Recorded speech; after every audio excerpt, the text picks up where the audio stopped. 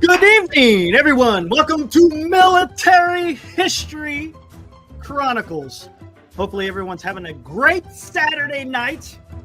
Still a little warm here in the Central Valley. It's supposed to be a little bit cooler tomorrow there, Will. I know it's you deal with it every damn day. I know you're dealing with monsoons, right? Monsoon season over there in good old Tucson, Arizona.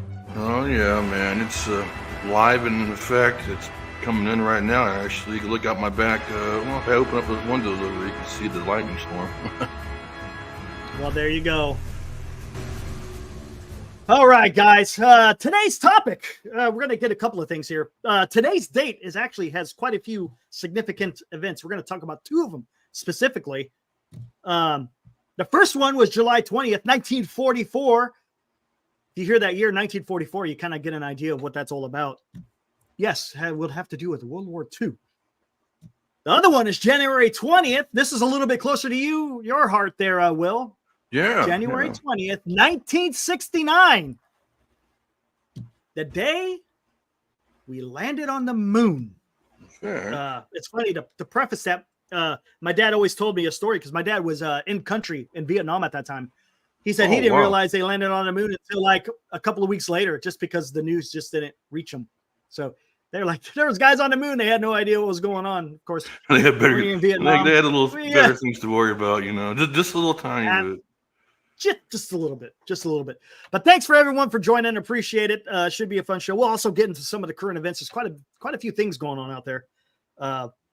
Oh yeah. Of course, you know, we got the normal. So what's up, Eric? We got the normal stuff going on here in the United States with the political stuff.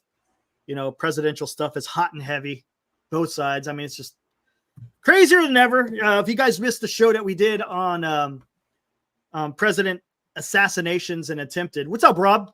Yeah, we had a really good discussion about that. I really enjoyed that show. Wonderful. What's up, Ron? Yeah, it was good. A lot of good information. You know, we had some ideals that we were hoping that we're going to be able to be fostered with those events, but unfortunately, it's normal operation right now, man. Nothing to see here. We've chosen same old, man. Yeah, absolutely. But yeah, that was a fun series. Absolutely. One announcement I do want to make though is I am not going to shut down Military History Chronicles. I think I'm going to keep it going for a little while. Going to keep it going. What's up, baby? What's up, Brad? Hey, thanks for joining, AB. Appreciate it. Hopefully you'll enjoy. You guys are more than welcome to leave your comments, man. We'll do our best to try to answer them. Just let's keep it professional somewhat to a certain extent, right? What's up, Red? But yeah, I think I'm gonna keep doing this for a little while longer. You know, I thought I'd maybe, you know, when my StreamYard subscription runs out, I think it's like September or what's up, Tony? Appreciate that, man.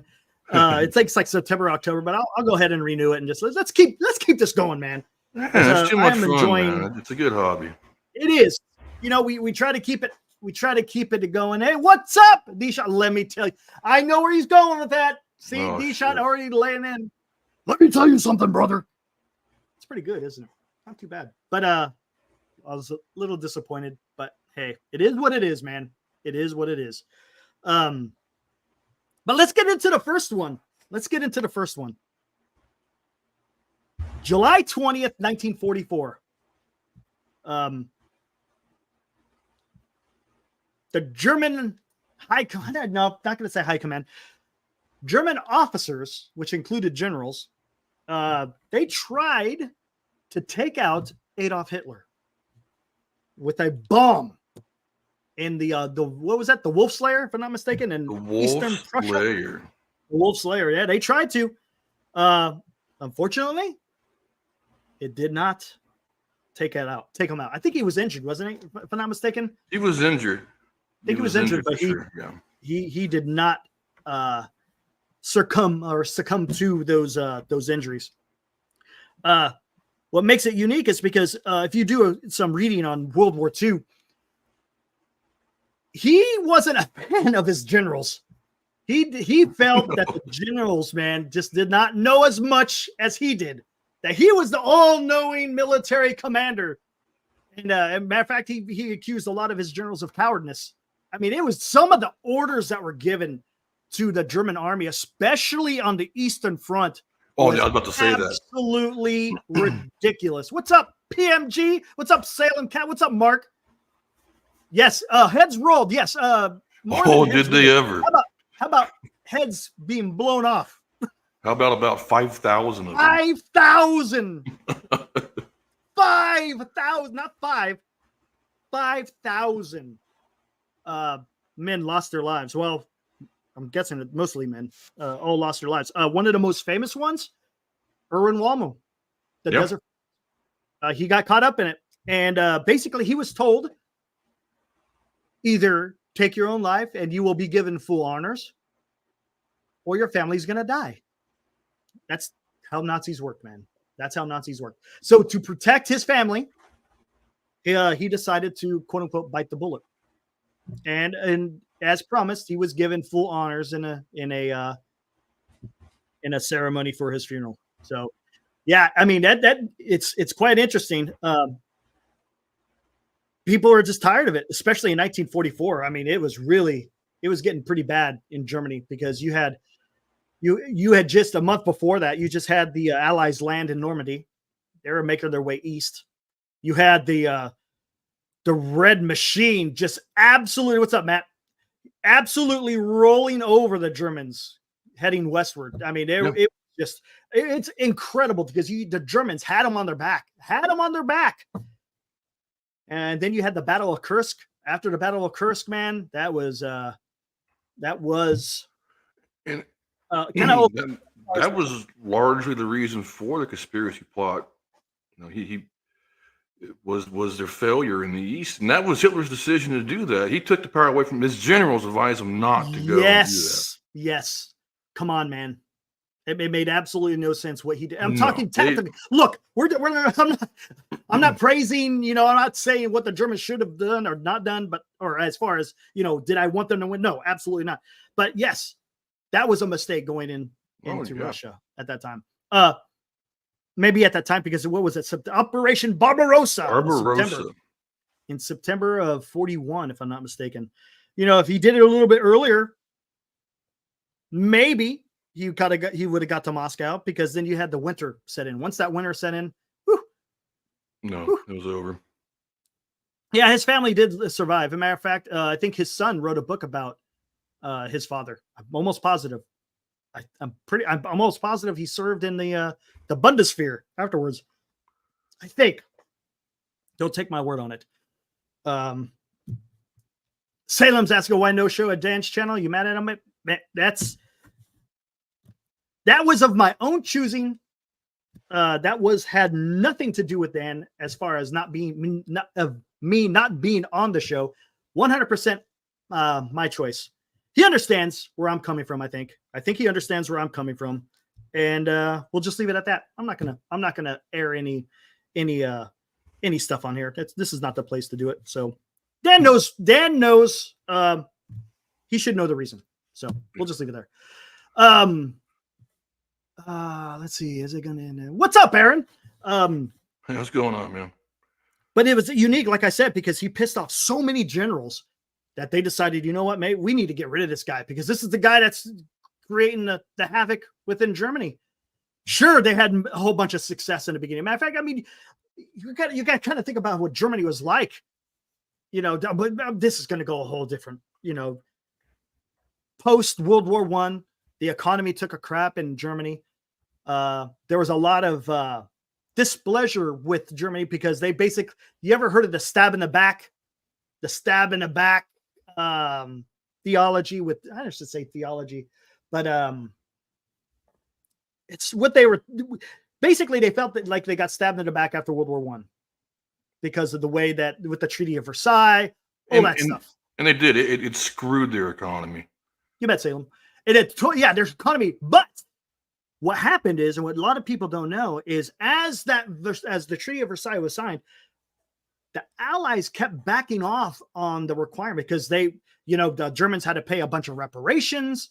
But don't get me wrong, it was still hurting their economy, which gave Hitler the door opened up for him to be able to get crazy with his nationalist socialists. Yeah. Let's add in the fact too. So back in the day, I don't know. A lot of people, guys, probably don't know this unless you actually sit down and read. But they were having a migrant issue in Germany, same as Europe has now with people from the Middle East and Africa coming in, except it was the Jews. The Jews were coming to Germany, which gave Hitler a further talking point when he would go to the beer halls and make his speeches. Why should we have to pay for them? Is what he was saying. Well, that's what dictators do and totalitarians. They use what they use, and this is something. And if you read some stuff about China, Mao did the same thing. Is internal struggles are blamed on external threats. If you want to say that's the paraphrasing. So that's the whole purpose of what Hitler did, and he was able to galvanize the nation because of it just happened to be at the right place at the right time. And he was able to get a following. I mean, perfect example. Hermann Göring. He was a World War II. He was a World War I ace. He had a lot of popularity in Germany, especially among the elite. So he was able to introduce Hitler to his quote unquote people. And lo and behold, it just starts. And that's where it starts. But anyways, to get into that. Yes, Germany was prospering. They basically were, once Hitler came in power, once Hindenburg was done. Was it Hindenburg? Yeah, Hindenburg. He made Germany pretty damn powerful. That's one thing that Europe was afraid of for centuries. People were afraid of a unified Germany because they knew they would be the powerhouse in Central Europe. 100%.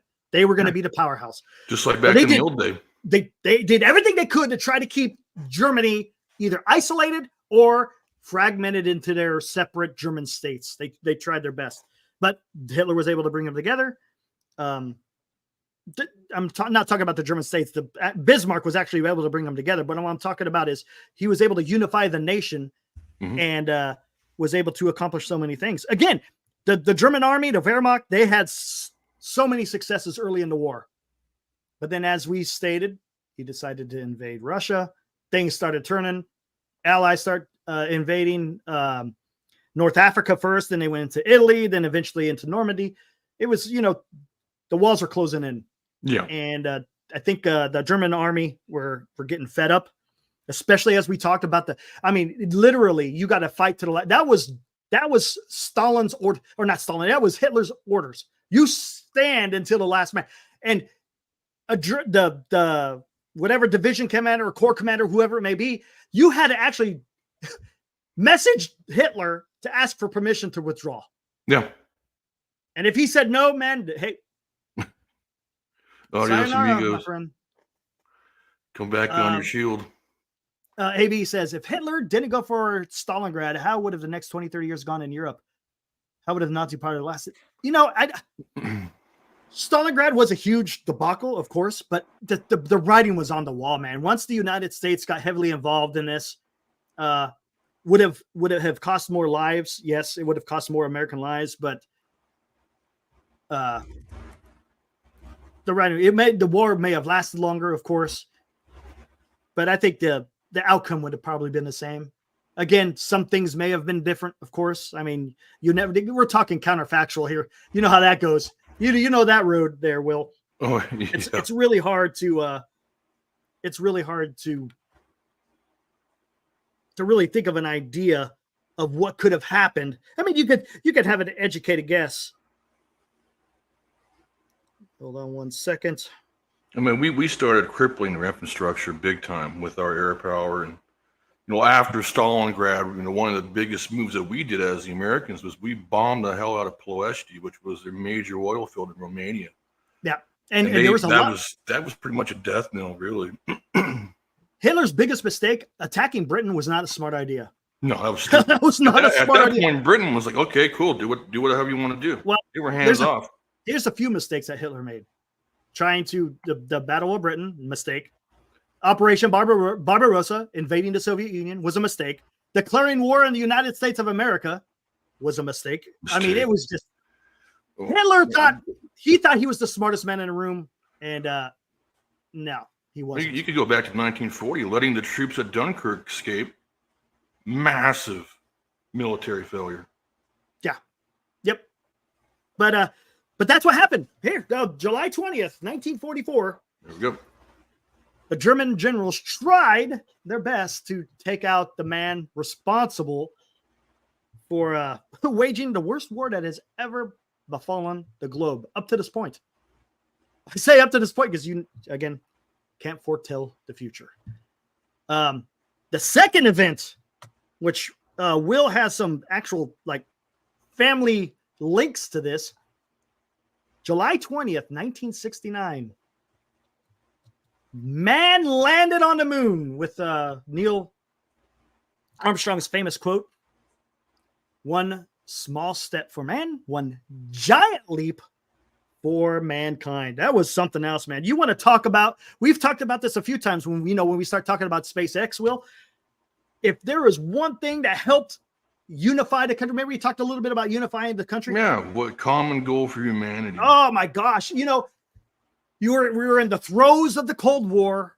You're trying to find something. There was the competition, of course, with the Russians. You had the space race. Nice. So yeah, and then this was a feel-good moment. This is something that the nation could be proud of. You know what? Hey, we set some lofty goals. I mean, those are a lot. I mean, when was it that when did Kennedy, was it 1961? Was it 61 or 62 when he said we're going to land a man on the moon before the end of the decade? Before the end of I can't remember. It was somewhere around there, 61, 62. He actually said we're going to land a man on the moon by the end of the decade. And they were able to actually do it, which is absolutely incredible. Remember, they did this with technology, with using slide rules, abacuses, and long division. Graphing paper and chalkboards, man. Remember, yes, sure. Yes, they had computers, but nothing close on the level of what is being constructed today. So for us, talking about the United States, with the help of Germans, thanks to Mr. Operation Paperclip, that's a whole different, that's a show all in itself, Operation Paperclip. But with the German technology, because basically we stole the smart scientists from Nazi Germany, brought them over here to the United States, and they helped build our space program. The man who helped develop the V2, right? If I'm not mistaken. Hey, what's up, Glenn? The V2, amongst other things. Yeah. Supposedly he made an alien spacecraft too. That they call it the Bell, or whatever the hell they call it, the Gluck, or whatever the hell. Yeah. Hey, what's up, Glenn? How you doing, man? Thanks for joining, man. Appreciate it. But yeah. So that was. I mean, there's a great documentary. You talk about it before, right? Yeah. The what was it called? What was the title of it when we went? When we left Earth. When we left Earth. If anyone has the ability to be able to watch that series, it's kind of long. I think I have it on DVD. I think there's like about 4 8 discs. parts to it, I believe. Oh, there's a lot of parts. It's hosted by Gary Sinise, or narrated by Gary Sinise. Yep. And it's a fantastic. It goes from the early days of Gemini, Project Gemini, all the way up to the space shuttle. And the Hubble Space Telescope, I think, as far as they got, right? I think so, yeah. I think the Hubble Space Telescope. So yeah, it's a little bit older, but it's fantastic footage, and it's just awesome. Fantastic documentary on the space program, the early space program. But yeah, like you said, I mean, think about it. 1969, we were in the middle of Vietnam. I mean, that's when Vietnam was pretty damn bad. You know, you had the 68 Tet that happened the year prior, and it was the war was still prolonging. You had all these you had the race riots, you had unrest in the United States, kind of similar to what we're going through a little bit today to a certain extent. You could draw some comparables, right? But yeah, I mean, it was just absolutely amazing. The big Saturn V rocket. I mean, that thing was just absolutely incredible. Every time I watch footage of it, you see this monstrous rocket taking off, and you're just like, how in the hell could they do that? It's just incredible. It's not a cult. It says, this is why populist leaders always fail. The people anoint a leader based off charisma and speaking ability and wonder why they turn out to be such shitty tacticians and strategists. Imagine that there, Colt. It's strange. You know, that you're talking about like sociology and psychology and all this other stuff, but it's interesting because people fall for it, man. From the beginning of time up to present day, and I'm sure it's going to happen long after we've left the earth. It's just, that's what happens. People easily get spun up by someone's speaking ability, how they present themselves, and really don't they don't get below the surface level. I guess that's a big, you got to be able to get below the surface level to see if this person actually exhibits true leadership. What is true leadership, man? There's so many different types of things that can lead to leadership, but people recognize it when they see it. People recognize when they see it. But no, you're absolutely onto something, Colt. I like what you're saying there. There is some truth to that. Oh, there you go. I see it. Want to bring that up? Sure. There we go. Look at this. And what is this from? This is Apollo 4. And this is the Apollo 4 launch, one of the first test missions of the Saturn V rocket. Okay. And what year was this? This was 1967, November 9th, 1967. 1967. So that was the target. Well, no, I shouldn't say that's the target. That's the Earth, actually. But now, the view on the top right of the Earth, at that point, the rocket was 11,000 miles outside the Earth atmosphere. Gotcha. Were they testing the landing module at this point, or no? Or I don't believe they were. I believe they were testing the stages. They're saying, okay, gotcha. In fact, if you read the letter, I believe the letter says as much, that they were testing the stages. And then I also have, real quick, go for it, man. Go for it. Yep. Oh, you can put it up. Just put it up, man. If you could put it up, dude, just go for it. Unless I need to do it. Okay. Well, let me see. Let's make sure that. There we go. Oh, there we go. So I took it during the daytime, so you really can't see. Oh, hey, there she There was. It is. That's the big old Saturn V right there. That's an artist rendition. And then you scroll down, there's one of my unit patches. And then you got the Apollo 4 test results. Now, that's actually a pamphlet. It has all the telemetry data for the November 9th, 1967 test. Interesting. And, now you have some connection to this, right? Yeah, I do. This old boy right there, man. That's the guy. Look at him cock. Look at him cock that damn flight cap off to the side. Yeah. Well, look at that. He's trying to be something right there. He's trying to be swag, man. He's trying to be swag as all hell. But yeah, that old boy, he was so his job was he was a quality control engineer for Norman Rockwell, and his job was to oversee the quality control for the lunar module and specifically its propulsion systems. And so, he didn't even have a college degree, man. He went to the University of Washington for a few years. He also went to Sacramento State. Funnily enough, as weird as that, our lives kind of parallel. And his brother. Did he work out of McClellan? No, he worked at Folsom. Folsom. Okay. Folsom. And then his brother Jim was the vice president of the General Electric's aerospace arms, and he actually was the one who dedicated Lyndon B. Johnson Space Center to Lyndon B. Johnson. No kidding. Yeah, he was. Him and his brother had a rivalry going on. They were trying to outdo each other. Interesting. And, it was pretty. It was pretty cool to hear that kind of stuff. They both worked on the Apollo program. So this is your grandfather, right? Yeah, my grandfather. Yeah, my grandfather, and that was my grandfather. You guys saw. And then I don't have any pictures of Jim. My grandfather didn't like Jim. They didn't get along very well. Little bad blood, huh?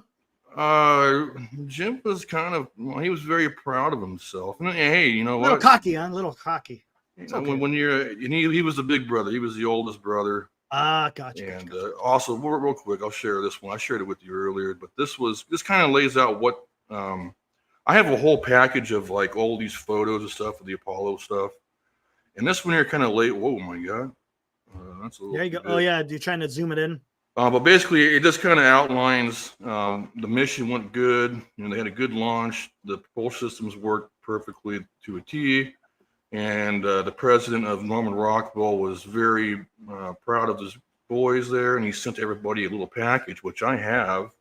I'm actually sitting on my dining room table right now. And it has all these cool photos in it, man. No kidding, man. And yeah, this stuff belongs in a freaking museum, really, to be honest.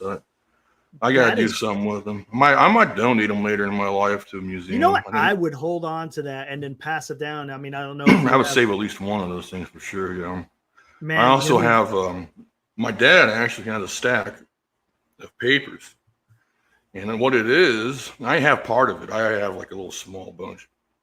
And what it is my grandfather's paperwork. He's going in and he's giving his reports of what they did today, the test results, so on and so forth. And some of his own performance evaluation reports that he was given. But yeah, it's pretty cool. It's pretty cool to be affiliated with something like that. That is awesome, man. Yeah. You need to do you probably should do something. I don't know if you maybe contact someone who can publish something. I don't know. I don't know how much information you have. Basically, base it on your grandfather's life. I think that would be pretty damn cool. Oh yeah, man. What did he have anything to do with helping with Apollo 13? Yes. He knew the astronauts personally. No kidding. Yeah, he knew them all. Wow. Did he was he part of any of the troubleshooting? His favorite astronaut was Lovell. He loved Lovell. I've heard Lovell is a pretty standard. So he said he was a pretty cool guy. But That's yeah, awesome. So he knew those guys personally. So he moved. So they went from working in Aerojet up here, part of Aerojet, in Folsom. Well, I'm not even in California anymore. I said up here. What the hell? I'm in Arizona. And then they went back down to where they ended up moving to. I believe it was the high desert, somewhere in the high desert. Palm Desert. Palmdale. And yeah, and the astronauts would actually fly out of there for training and whatnot in their Gotcha. in their planes and whatnot back then. Man, did he have anything to do with the troubleshooting when they had issues, or not? Yeah. Did he? He would report back. He would report his findings back to Higher, which was in Downey, California. That's where the headquarters of Norman Rockwell was at that time. And they would send it over to Houston. And then it would go from there, and then it would come back to him, and then they would put whatever measure they needed in place, and then he would run it through the quality control protocols, and if it passed muster, then it was good to go. Man. But I mean, if you read these reports, like they're down to like the nanometer, like the propulsion system, and you'll see something like the gimbal actuator was yada yada 3 degrees away from so many degrees off of center. Yeah, it's like, oh my god, like that's a very technical stuff. And again, these guys weren't using computers, man. I mean, they had computers, but not like what we have. I mean, right. They were using just a computer the size of a house could barely do some computing of what your watch could do. Exactly. Right. I mean, your phone's got more power than the whole Saturn V. Isn't that crazy? But you're not lying though. What's up, pal? Yeah. But yeah, absolutely. I mean, it's incredible what they were able to do with technology back then. Oh my God. And again, like I said, it was one of the biggest moments in the history of the United States to be able to say we put men on the moon. It's just incredible. And you know what's crazy is as they landed on the moon a few times, it actually got old. And it's like people stopped caring anymore. Only in America could that happen, right? By the time they got to Apollo 13, it was really kind of played out. They kind of covered that in the movie Apollo 13, a matter of fact. They had the family in there, and they were, they're supposed to be on TV. Nobody cared, and nobody cared. The only reason why Apollo 13 got really any press coverage is because of the accident. That's it. Yeah, it was because of the issues they were beginning to have. Can you imagine? And then it became something. Then it became something. Yeah, tragedies always brings out the best in America, doesn't it? Gosh. Yeah. Unbelievable. But no, you need to do something with that because I think that could make a great story. Did he do any kind of hey, what's up, baby? What's he saying? How many generations of service in each of your families? Oh geez. Let's see. my family got here in the 1800s from Ireland on my dad's side. So at least a Civil War. Both of my grandfathers were in the army. Both of them during the period of World War II. One of them was in Italy. The other one was getting ready to be shipped out, but the war ended, so he didn't have to. My father served. He did a year in Vietnam from 1968 to 1969. And I was in the Air Force.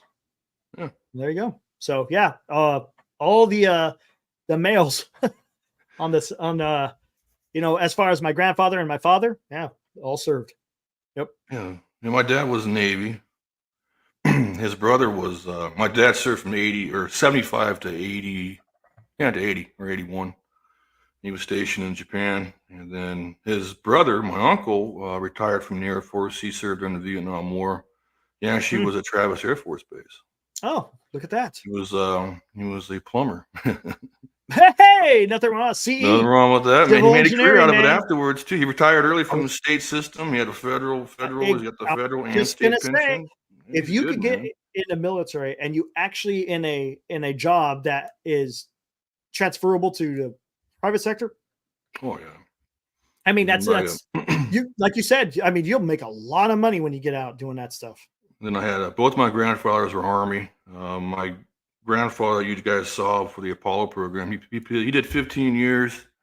He was in World War II in Korea. He was when he was in Korea, he was a combat controller. One of those Ford air controller. So that's why he's got that plane there, the Ford Observer plane. So he was Army Air Corps. Yeah, and then interesting. He was. They sent him to flight school in World War II to fly B-25 bombers.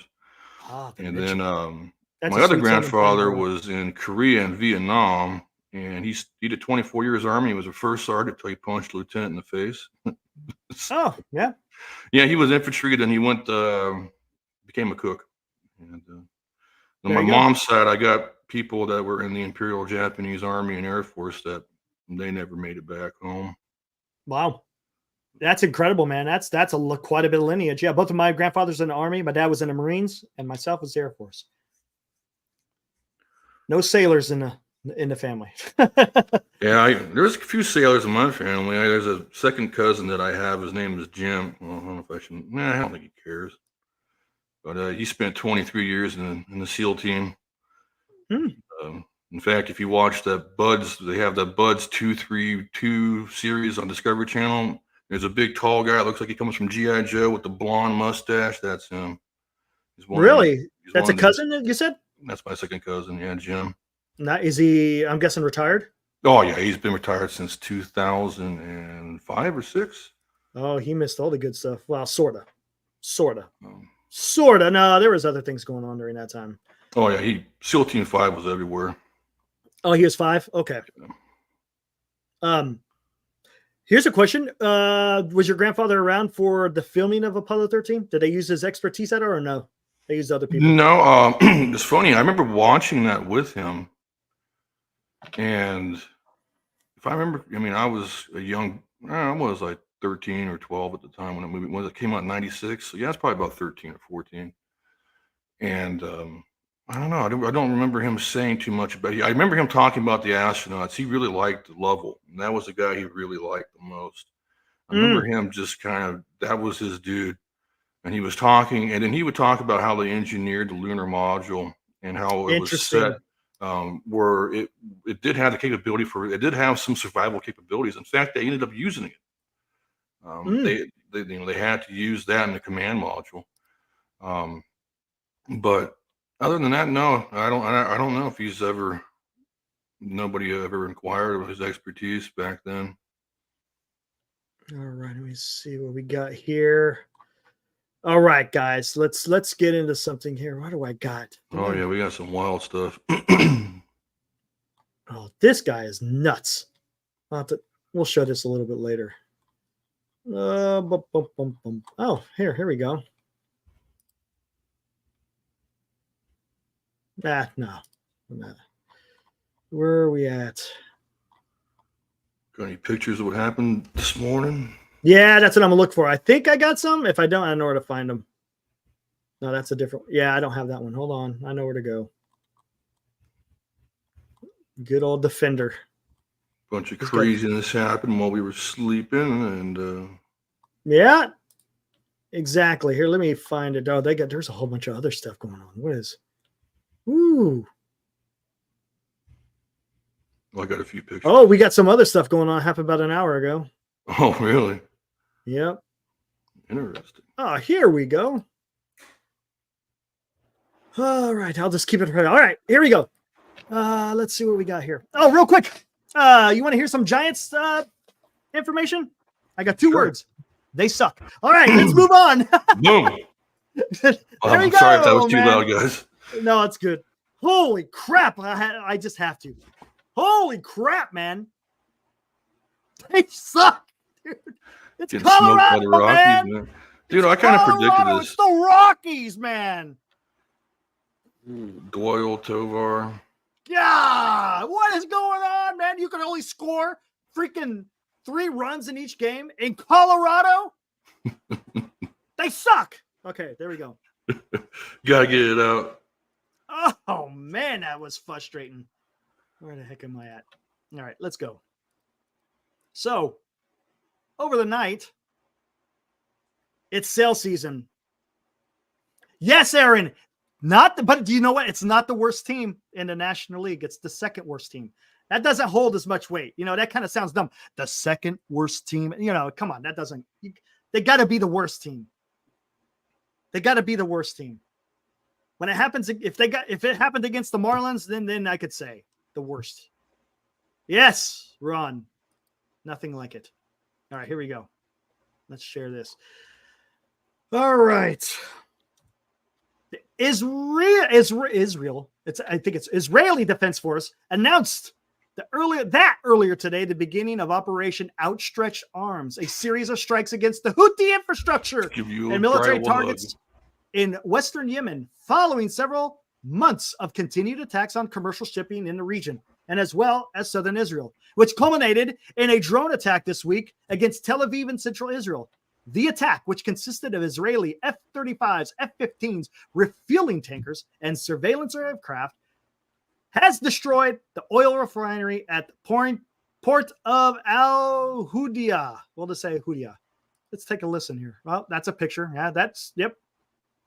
Looks like it's definitely POL. POL is definitely burning. You see all that black smoke. That tells you it's POL. It's a pretty big fire. That's a pretty big fire. Just a little bit. The whole port's on fire. The whole port is on fire. Yes, that's correct. Oh, look at that.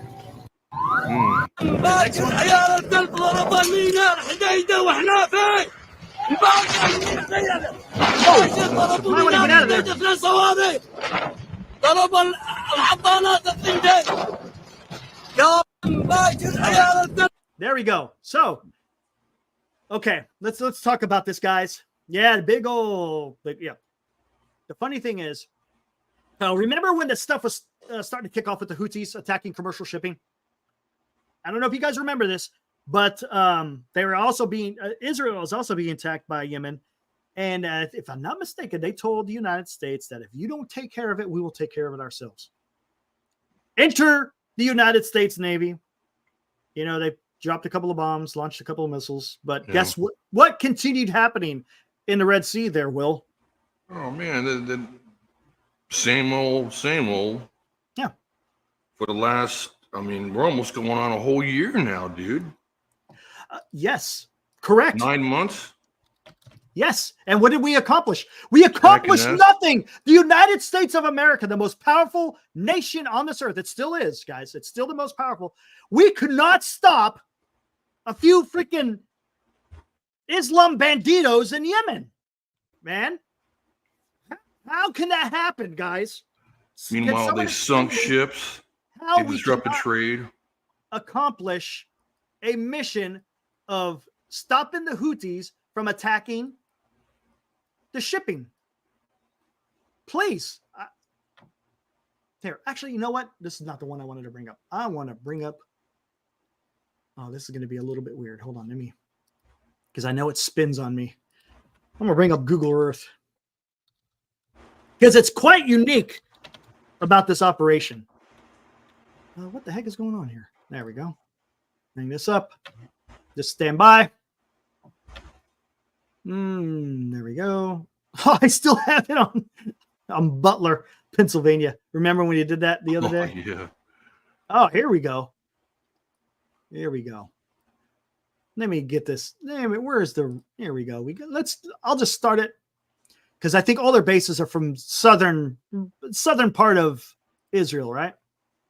Yeah, I think so. We'll come all the way to Sana. There we go.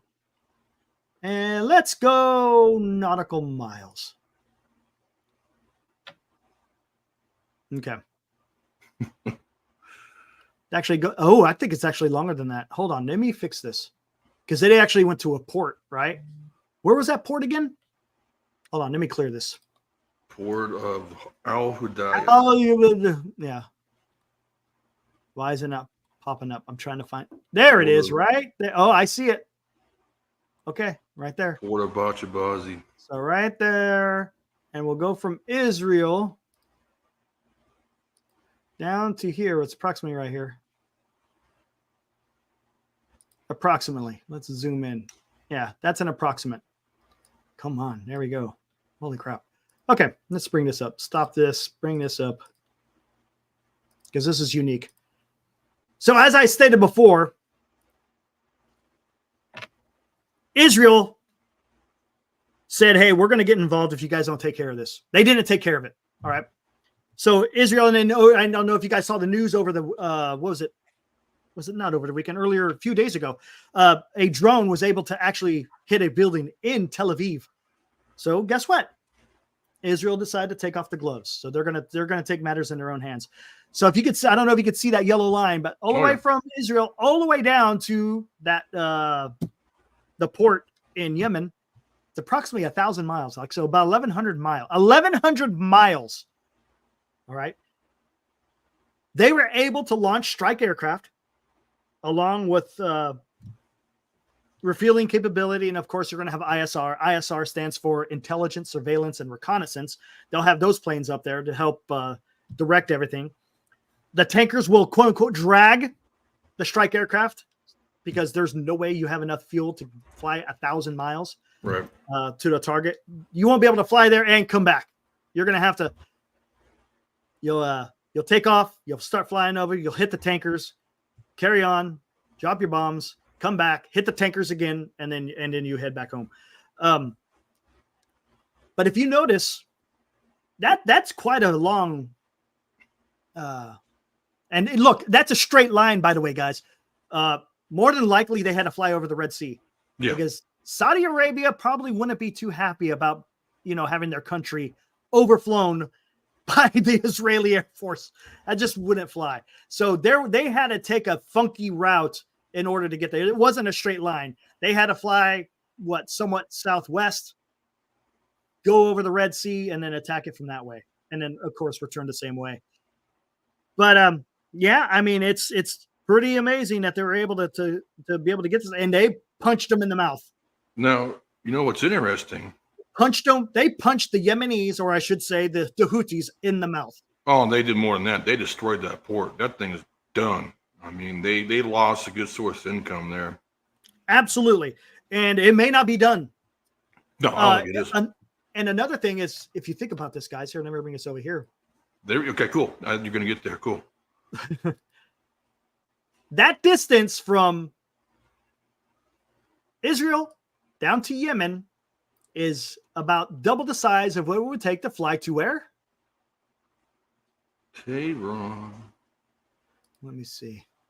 We'll say, I think, that's about Somewhere 900 nautical miles. So probably about half, approximately. Because remember, when I did the straight line, that was 1,100, but they would have had to come down and fly. It was probably closer to 1,500 to 2,000 miles. So this kind of tells Iran, hey, you know what? Israel has the capability of some reach. And honestly, they probably should have known better too. Remember when they attacked that Air Force base? Yeah. After Iran sent all those drones. So it's quite unique. this kind of dovetails into the next thing that we're going to talk about here. Well, again, to recap, is Israel hit the Houthis because of the drone that they flew into Tel Aviv. Israel doesn't play. You attack them, and they're going to come back at you, man. Oh yeah, tenfold, and they're not gonna play with kid gloves. You know, the United States is afraid of this damn escalation thing, even though it's the damn Houthis. They're afraid to escalate. But they took matters into their own hands, and they said, nope, this is not what's going to happen, and you're going to pay the consequences for launching a drone into our nation. That's what's going to happen. Now, the curious thing about this, well, just prior to the bombings there in Yemen, at around 0200 our time, the GPS systems went down in Iran. Yes, they did.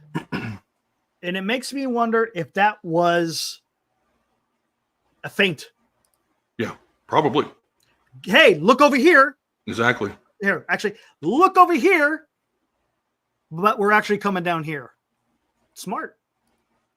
Tactically, strategically, that's smart. You know, you don't want to know, you don't want to telegraph your moves, unlike what the United States has been doing for quite a while now. And I don't understand it. It doesn't make any sense to me.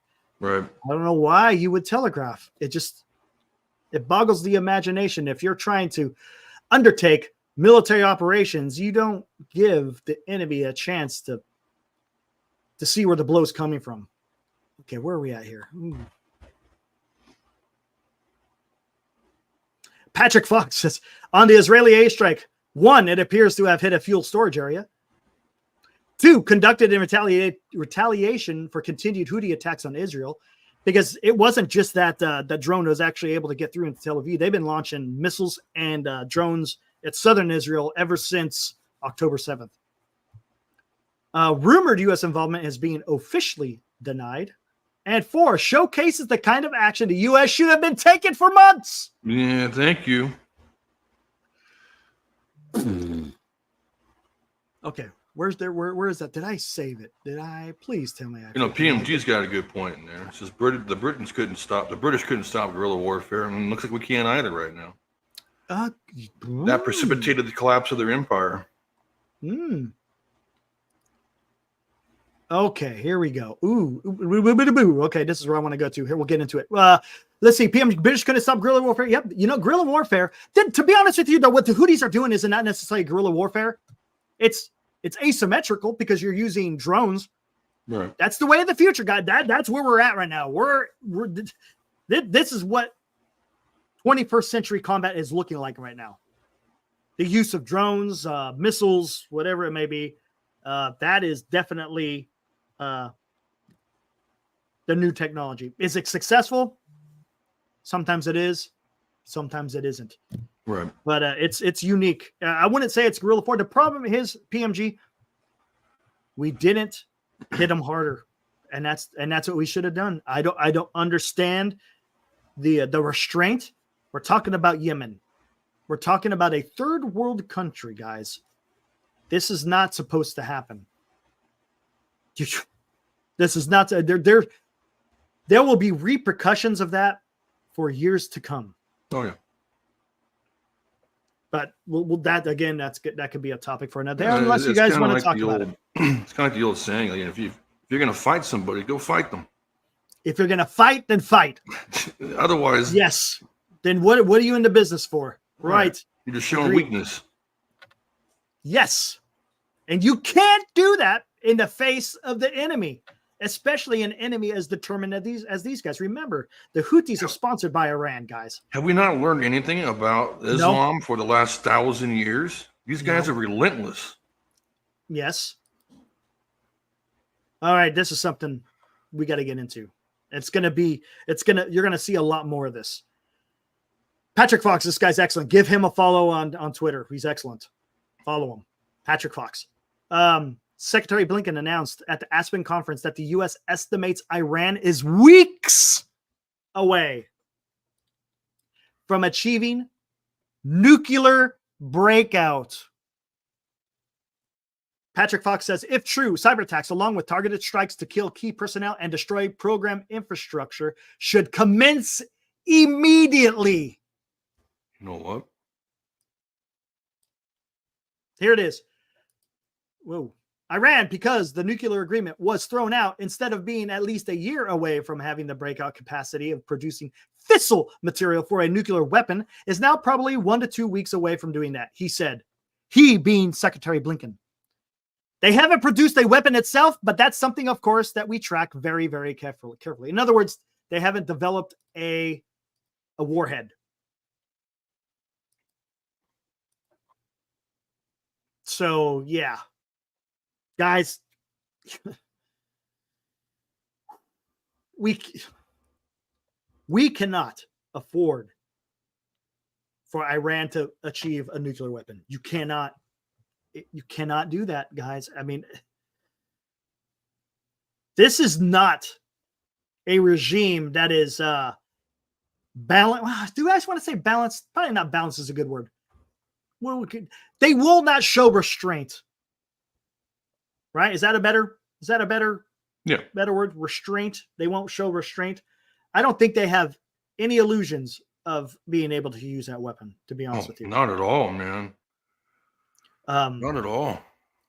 What could be the capability of said? They've been working on their ballistic missiles for quite a while. I don't know if it will be big enough to hit the continental United States, but it definitely probably could hit Europe. Possible, or definitely will be able to hit the great Satan of Israel, as they like to call. Well, I think, no, we're the great Satan. What is it? Right? No, we're the great Satan. I guess they're somewhere on there, right? It's attack the Zionists. Yeah. So this is something that you guys need to really keep an eye on, because I think there's going to be a lot more news coming about this. What is going to happen? Is the United States, is Europe, is the rest of the world going to sit by and allow that to happen? You got to remember, Iran's also got some powerful friends in Russia and in China. So here's a question. Do you think they want them to have a nuclear weapon? I was about to say the same thing. We could get kind of into the Cold War talk, because, there's even the Soviets understood the power of a nuclear weapon. And they were very particular in who was able to get this technology as far as within their sphere of influence. They were bumming people off. I mean, they were Yep. They're literally assassinating people. Here we go. It's gonna be Hillary. Anyway, so hold on. Let me get, before we get into this, what's Colt saying here? I'm reading this retarded USA Today article proposing a Harris Whitmer ticket for the Dems. That would be completely deranged and would shift me from meh Trump to holy shit, Trump has to win. This is just getting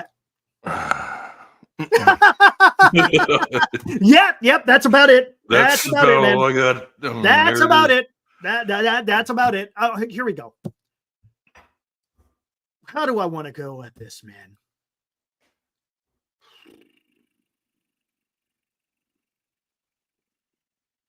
Everybody has their own ideas. I get it, right? Mm-hmm. We're in the United States of America. You guys can bizarro world. Yes, D-Shot. 100%. Bizarro world.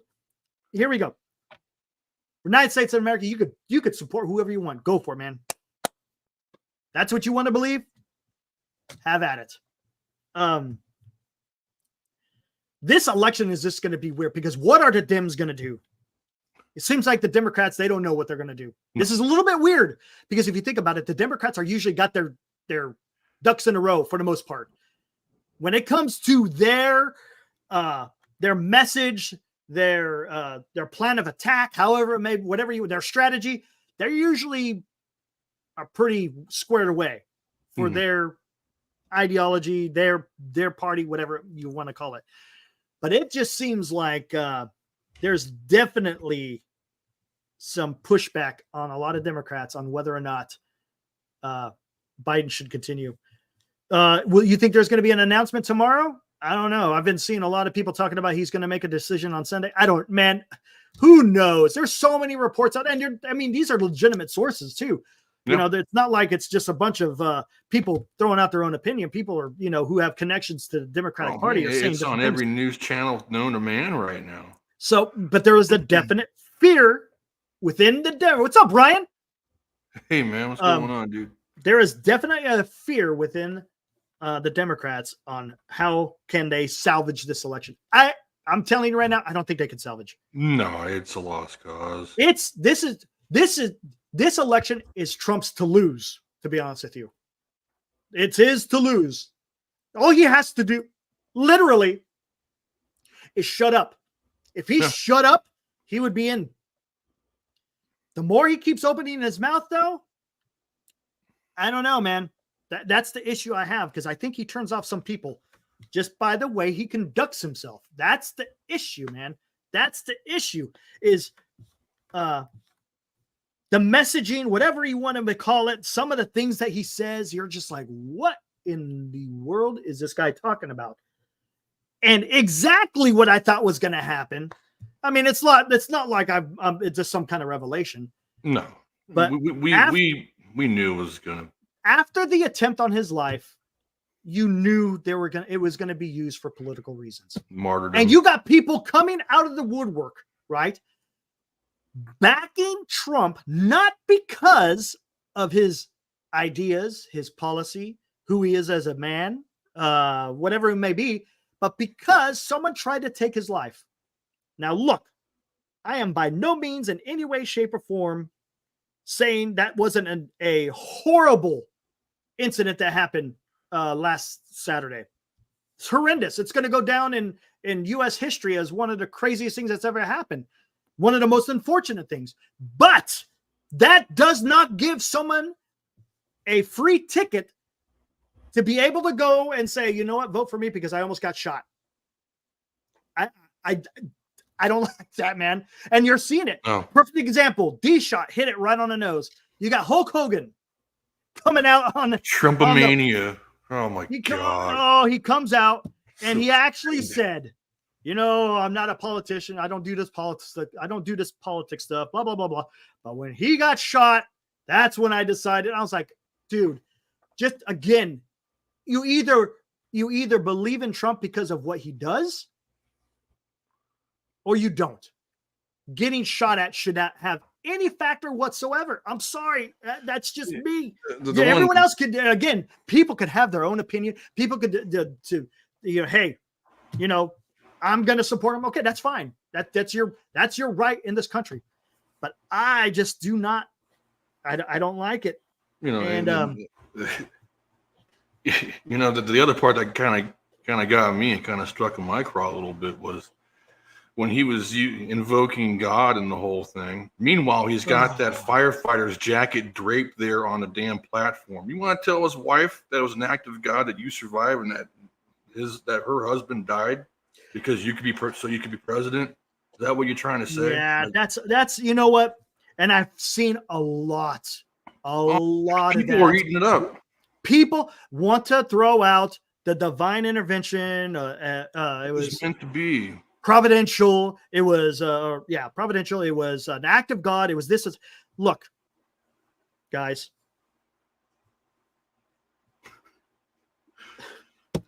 How arrogant can you get to think that actually God gives a flying F about you in the first place? Right. God has the ability to do whatever he wants. He's the power 100%. Of God. We're nothing, right? And again, this is all dependent on what your guys' faith is. I'm not going to sit here and preach to you. I have my own faith. You guys have your own faith. That's fine. I respect that. But as I said, miracles happen. But you know what? God also put people on earth for a choice. The choices you make in this life will determine your eternal life. That's what's gonna happen. Now, is that to say that there can't be any kind of a miracle? Absolutely not. Absolutely, it can. But come on, look. Let's take this. What did Adolf Hitler say was the reason why he survived the assassination attempt on him on July 20th of 1944? Can anyone guess? Can anyone guess what Adolf Hitler attributed to him surviving a bomb being blown up in his bunker? Take a guess. I want to get a chat. Go ahead. Go for it. What do you think Adolf Hitler attributed to him being saved when the bomb blew up in the wolf's lair? Take a guess. Seriously. It's pretty good. It's pretty good. Holy crap. Imagine that, Mark Graves. Divine intervention. He made himself a martyr. He actually thinks the man who was responsible for killing how many Jews? 6 million.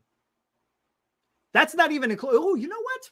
I'm going to play something, a matter of fact. I think it's something good to play now that we're talking about this a little bit. Kind of goes in hand and what Hitler was responsible for. I played this on the show before, and I'll play it again. It's a little bit long, like 15 minutes, but you guys will like it. I'll play it later. Yes, Adolf Hitler actually said it was divine intervention. That said, that's what saved him. What really saved him was the fact that he's going to say divine intervention protected Adolf Hitler, the man responsible for killing 6 million Jews. Not to mention starting the worst war that we've ever seen on the face of this planet. Here's God's chosen people, right? Mm. But he is going to say divine intervention.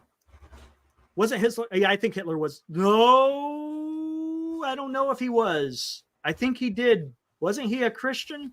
He was a Christian, yes. But that doesn't, look, just because he's a Christian doesn't mean that means nothing. Look, guys, there's a lot of people with a lot of different faiths who are bad people. You don't blame the faith. You got to blame the people. People make their own choice. The faith is there. It can lead you a certain direction. But look, it's people's choice in what they do. Oh my gosh. But it's quite ironic. And then I just can't tell you, I've seen people say, I seen an angel protecting Trump when I was like, get out of here, guys. Please, guys. But people are eating this up. I mean, it's pretty crazy. And it's hard for me to understand it. I get it because that's just who we are as a people. This is not just this is not just specifically to the United States of America population, not at all. This is all throughout the world. You know, it's just the way it is. People are weird that way. They want to hold on to something to almost make it justify. It's almost justification. Is that the best way to say it? Justification for the reasoning of why they're doing certain things. I don't know, man. I mean, you want to know the real reason why Hitler survived? It was because of von Stauffenberg only had one eye and half a damn hand, for one. And then two, he placed the bomb on the other side of the stanchion, which blocked the blast. Blocked the blast, yeah. And that's not that divine intervention. Cool. Honestly, whatever, man. It happens. Look, right now as we speak, someone is nearly averting death. Right? So the angels and devils made up. Sorry to break the news to you, the G-Shot. I'm sorry, man. I'm sorry. But yeah, with that, people, as we're sitting here talking, there's someone in the world today who's just averted death. And guess what? There's also someone who, as we're speaking, has just died. Yeah. And guess what? It's because of choice. Whatever type of choice it may be. I mean, it's just that's just the way it is. It's just the way it is. Now, as I said, is there miracles that occur on this earth? Absolutely. There's documented miracles. Yep. When I was stationed in Germany, I was able to go to Portugal and I visited the Lady of Fatima. Nice. Where the 3 little children were able to witness a miracle, which is, and it's very well documented. But it happens. But do you see what I'm saying? Those are extraordinary. Those aren't just you've averted death type of stuff, right? I could go out there in the railroad tracks that are about a half a mile from me, and I could go jump in front of a train. And guess, you know what's probably going to happen to me? I'm probably going to get splattered. Oh man, that was divine intervention. I almost drowned on my drink. Careful. Oh shit. Hey, my bad, big boy. My bad, big. Sorry for the blasphemy. Oh man. Sorry for the blasphemy, my man. Oh my gosh. Thanks, Ryan. Appreciate it. Oh, wait a second. Hold on, man. Oh man. How can I go with that? Oh man. Did I just mention walking in front of a train? Oh man. Here we go. Here we go. Yes.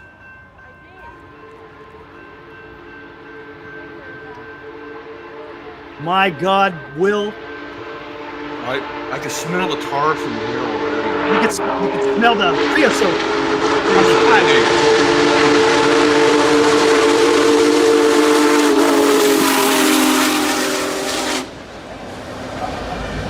Woo!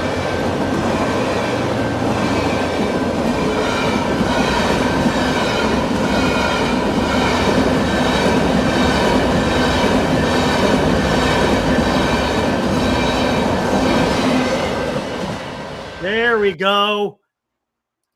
Am I weird that a train that close could put me to sleep? Am I weird for that? No, you're not. Nope. I fucking. It is a love big that bastard. sound. 100%. Here I we go. This is love that sound. a little bit further south. This is at Riego Road between Marysville. It's closer to Sacramento, but it's between Marysville and Sacramento.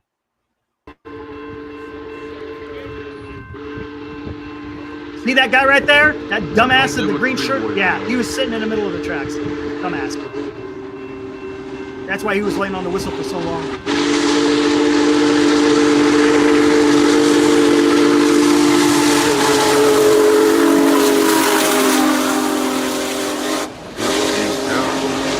Oh, God, dude.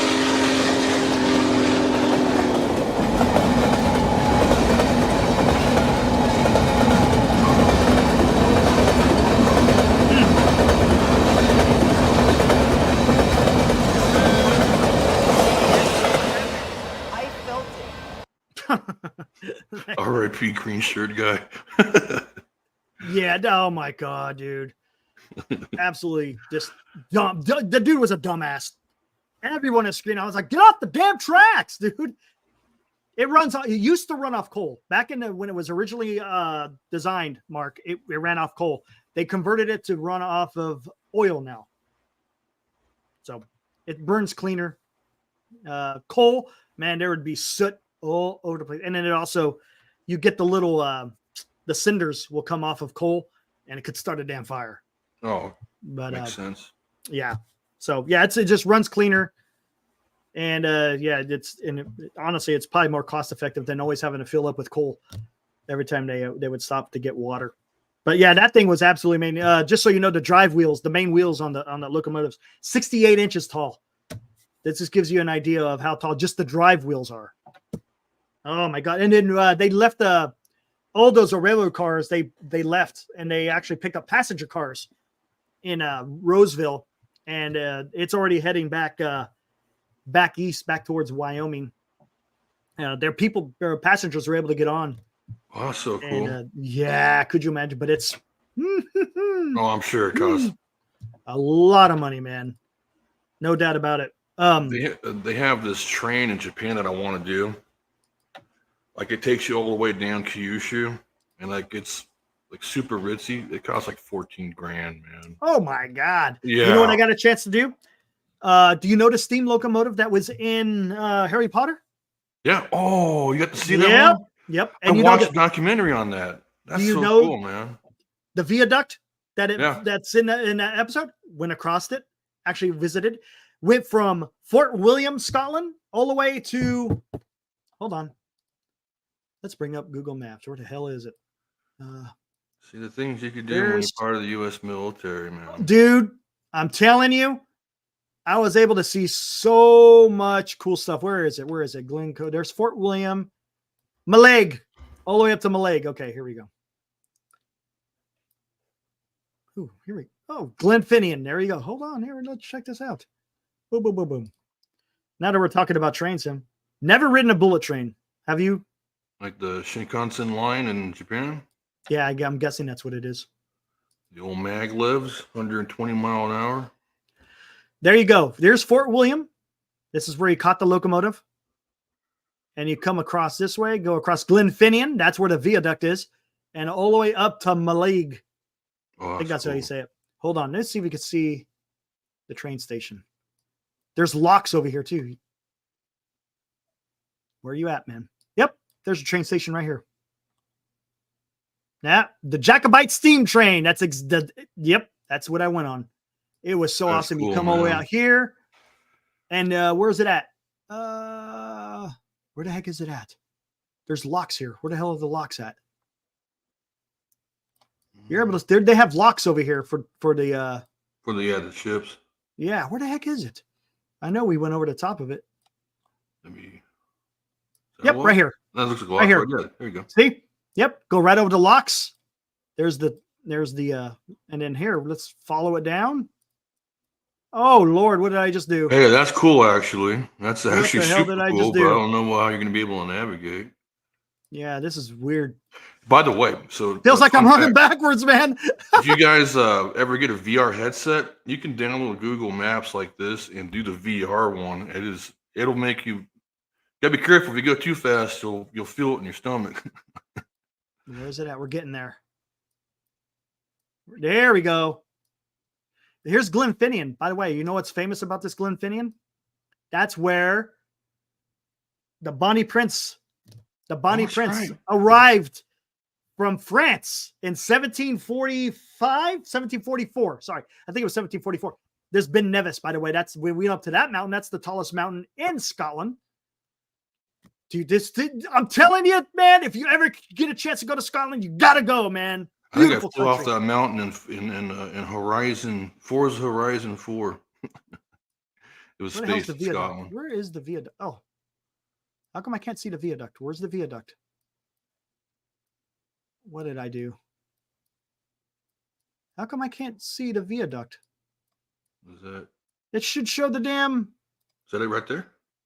No, there's the railroad tracks. Yeah. It should, right?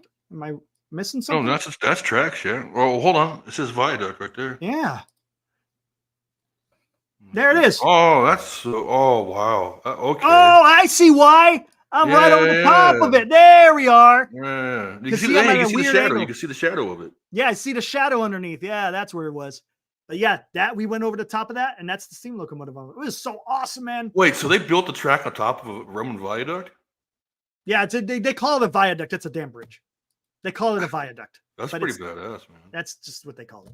That's pretty cool though. Please, the Highlands. Yes, I was in the Highlands of Scotland. That's where I stayed. We stayed in Inverness, Ooh. and then we traveled all the way over. We went all the way to Isle of Scotland. Hold on, how do I do this without freaking? I jacked this all up. How do I?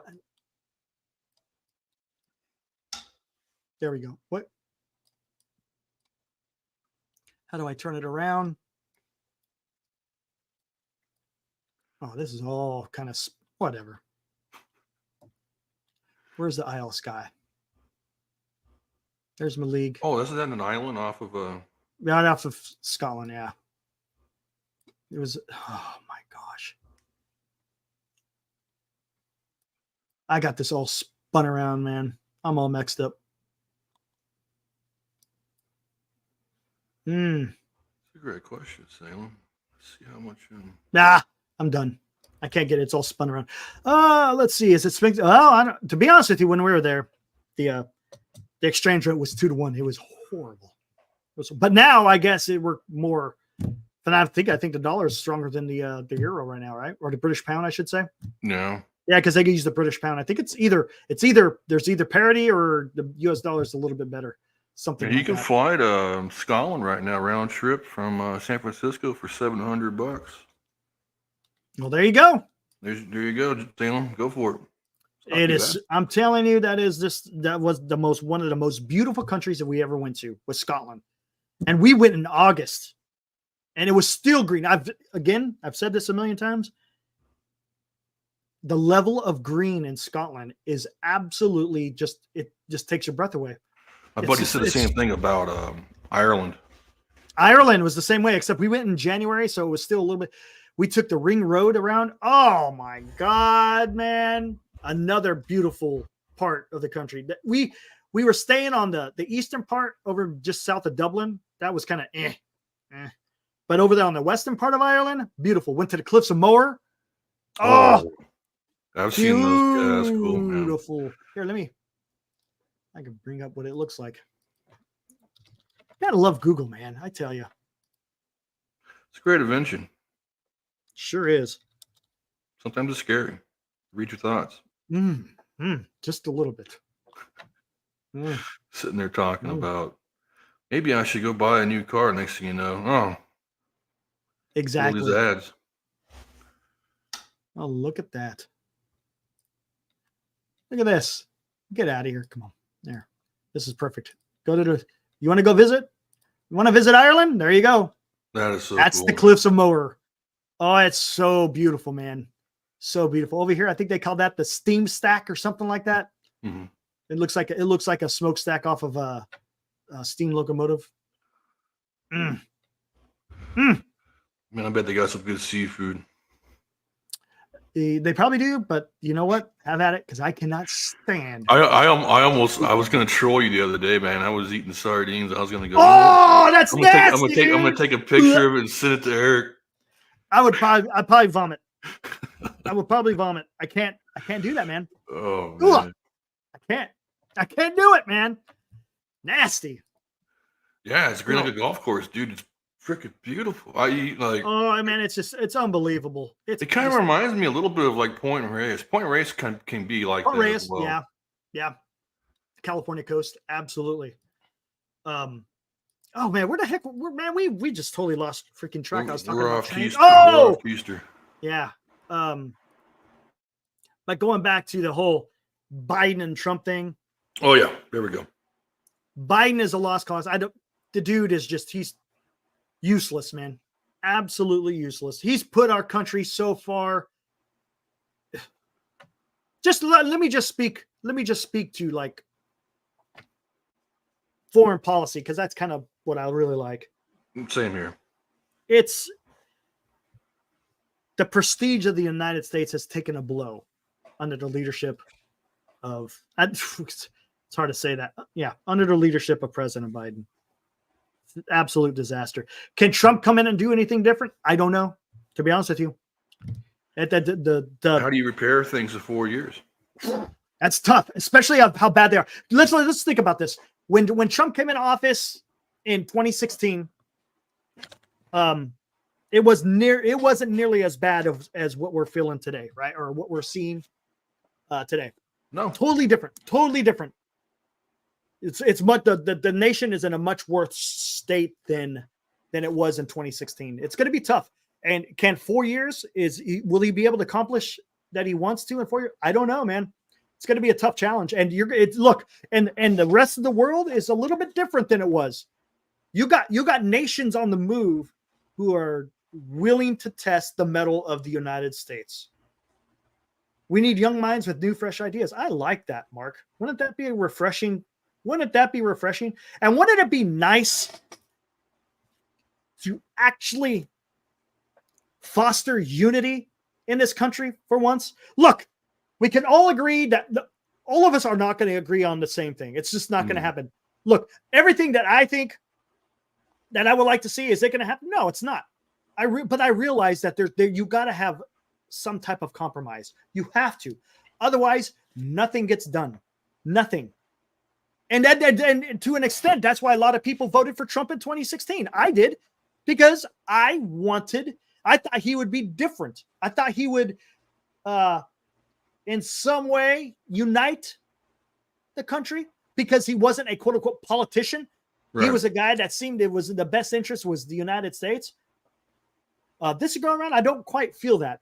There's a lot of animosity, which I get. I understand. The dude was attacked unmercifully. I get it. I can understand. But is that right for the country right now when we're so divided, we're so pitted against each other? And that's the one thing I'm afraid of. Are we going to have a revenge-focused presidency, or are we going to actually start fixing things? You decide one or the other, really. And again, we've talked about this in that last episode, everybody's so entrenched that they don't want to budge. And it's so bad. It's so bad that if you say, if I come out and say I support Trump, I will get vitriolic responses because of that thought process, because of that feeling, whatever it may be. Vice versa. If someone says they're for Biden, they will get the vitriolic response. And that's not how we're supposed to do that here in the United States. You know, I get it. We have a history of, you know, kind of doing this to a certain extent, but this is just on a totally different level. It's And again, we've talked about social media, Will. yeah. Social media. That was what has fostered the craziness right now. If Trump loses, would he get the nomination again in 2020? Would he even? How old is he going to be in 2028? Oh, No way. yeah. No way. I think if he doesn't get elected this time, I mean, I don't see that. I think he's going to get elected. But if he doesn't, no, he's done. There's no way he could come back. I mean, goodness gracious, how old is he going to be if he wins this? How old is he now? I mean, Isn't he 77 or 78? Oh, Jesus. Why? After 4 years? Yeah, exactly. Exactly. Other than Japan, we have the oldest politicians in the world. Yeah. Yeah. We brought that up, remember? Doesn't make any sense. Remember I brought that up with Neil Ferguson talking about the late Soviet America? Right. The old oligarchs. Talking about, yeah. But I don't know.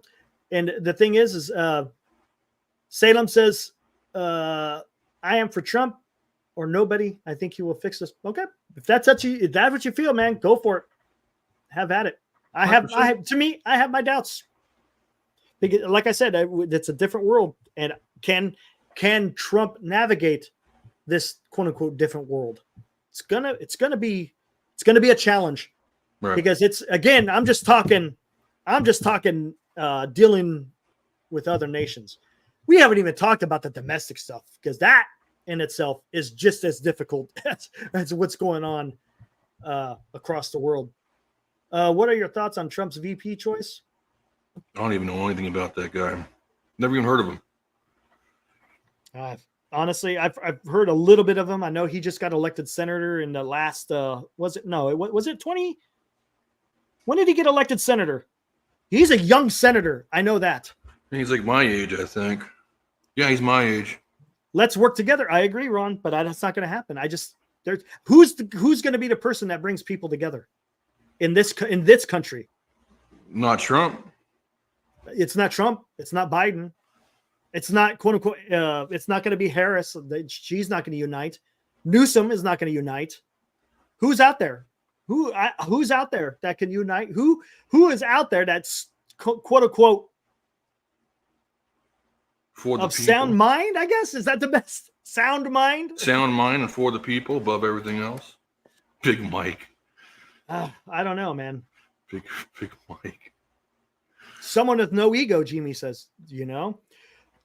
Now I get when you're. And if they have an ego, it should be America first before anything. Their citizenry before everything else. No. That's where the ego should be. Not just me. Every time they go up there and talk on any kind of platform, any kind of debate platform, it's all me, I bullshit. Mm-hmm. Yes. It's not about us. They don't give to. Nope. Mark says has to be someone with a ton of charisma. Charisma is something, but there's got to be more substance than just charisma. Right. The problem is, even if you got someone like that in office who could be something of a unifier, they got to wade through all the BS of the rest of the politicians who aren't like them. Mm-hmm. And here's another thing that we could kind of talk about. People say Kamala Harris will not be a good candidate. But guess what? That's who the Democrats will have to go to. The reason being is because all the money generated for Biden through the DNC has to go to either Biden or, from what I've heard, it has to go to his VP selection, whatever. Mm-hmm. It has to be someone on that ticket that gets all that money. Mm-hmm. So if it's a Gavin Newsom, if it's someone else, they have to generate their own money. They cannot touch any of the money that was been generated by. Well, I'm sure Newsom's got a lot of money from PG&E. Yeah, don't get me started. Oh, don't even get me started. Rough piece. Anyways. Here's Colt says, that's the issue. Trump can only serve one more term. Yes. And that's something I've said too. There's no clear successor or even a coherent vision. MAGA is plurality, disaffected libs, and hands off my 2018 America. Isn't that inspiring? Man, a voice of Colt. That's a pretty good summary right there, my friend. Colt, you know what, man? I tell you what. Well, I like what you're doing here, man. Let's see what we got here. Whoa. What am I doing here? Hold on 1 second. Oh, went the wrong way. Hold on one momento. No problem. Yep. Get out of there. Leave. Oh, I didn't need to see that. Careful when you browse 4chan, boys and girls. There you go. There we go. That's what I'm talking about, man. I like hearing voice of reason. You don't get a whole lot of that. Again, I'm going to repeat this. That's the issue. Trump can only serve one more term. Yeah, exactly, because there will be no long-term vision, guys. You got to remember, he's got to undo everything that has happened. Look, did he do good things in his first 4 years? He did, absolutely, 100%. But that's all gotten washed away after 4 years of Biden. Now he's got to come in and fix that stuff. So he's only got 4 years, man. If you really want to do something as president, you got to have a 2-year term back to back. Yep. Oh, dude, 100%. And even then, it's not a guarantee. I mean, if you think about it, Obama, he didn't get his damn Obamacare through until the very end of his second term. Yeah. So it's not easy. It's not a guarantee. But trying to do it in 4 years is going to be that much more. Right. It's going to be that much more. But secondly, MAGA is plurality, disaffected libs, and hands off my 2018 America. That isn't inspiring. Exactly. There, inspiration. I like that word because that's what you got to do as a leader. You got to inspire, and you got to inspire by having a clear vision, as you said in your comment there, Colt. It's just, it would just be better for the nation. You know, I mean, come on. I don't understand. I mean, I'm sorry. When watching, look, the national conventions do nothing, whether it's the Democrat or whether it's the Republican national. It's a circus show, man. That's all it is. It's a bunch of, long stroking it. Are you going to take serious when Kid Rock is out there, when Hulk Hogan is out there? Come on. Are you speaking to America by doing that? Really? I mean, are you? Funnily enough, people eat that stuff up. They oh yeah, and they sit there and clap in their recliners. And can't do it, man. Coming out, like that's so nauseating. Coming out kissing the helmet of the firefighter with his name that was misspelled on the jacket. Yeah. How about that one? Come on, and people will eat it up. Well, they have. It's a self-fulfilling prophecy.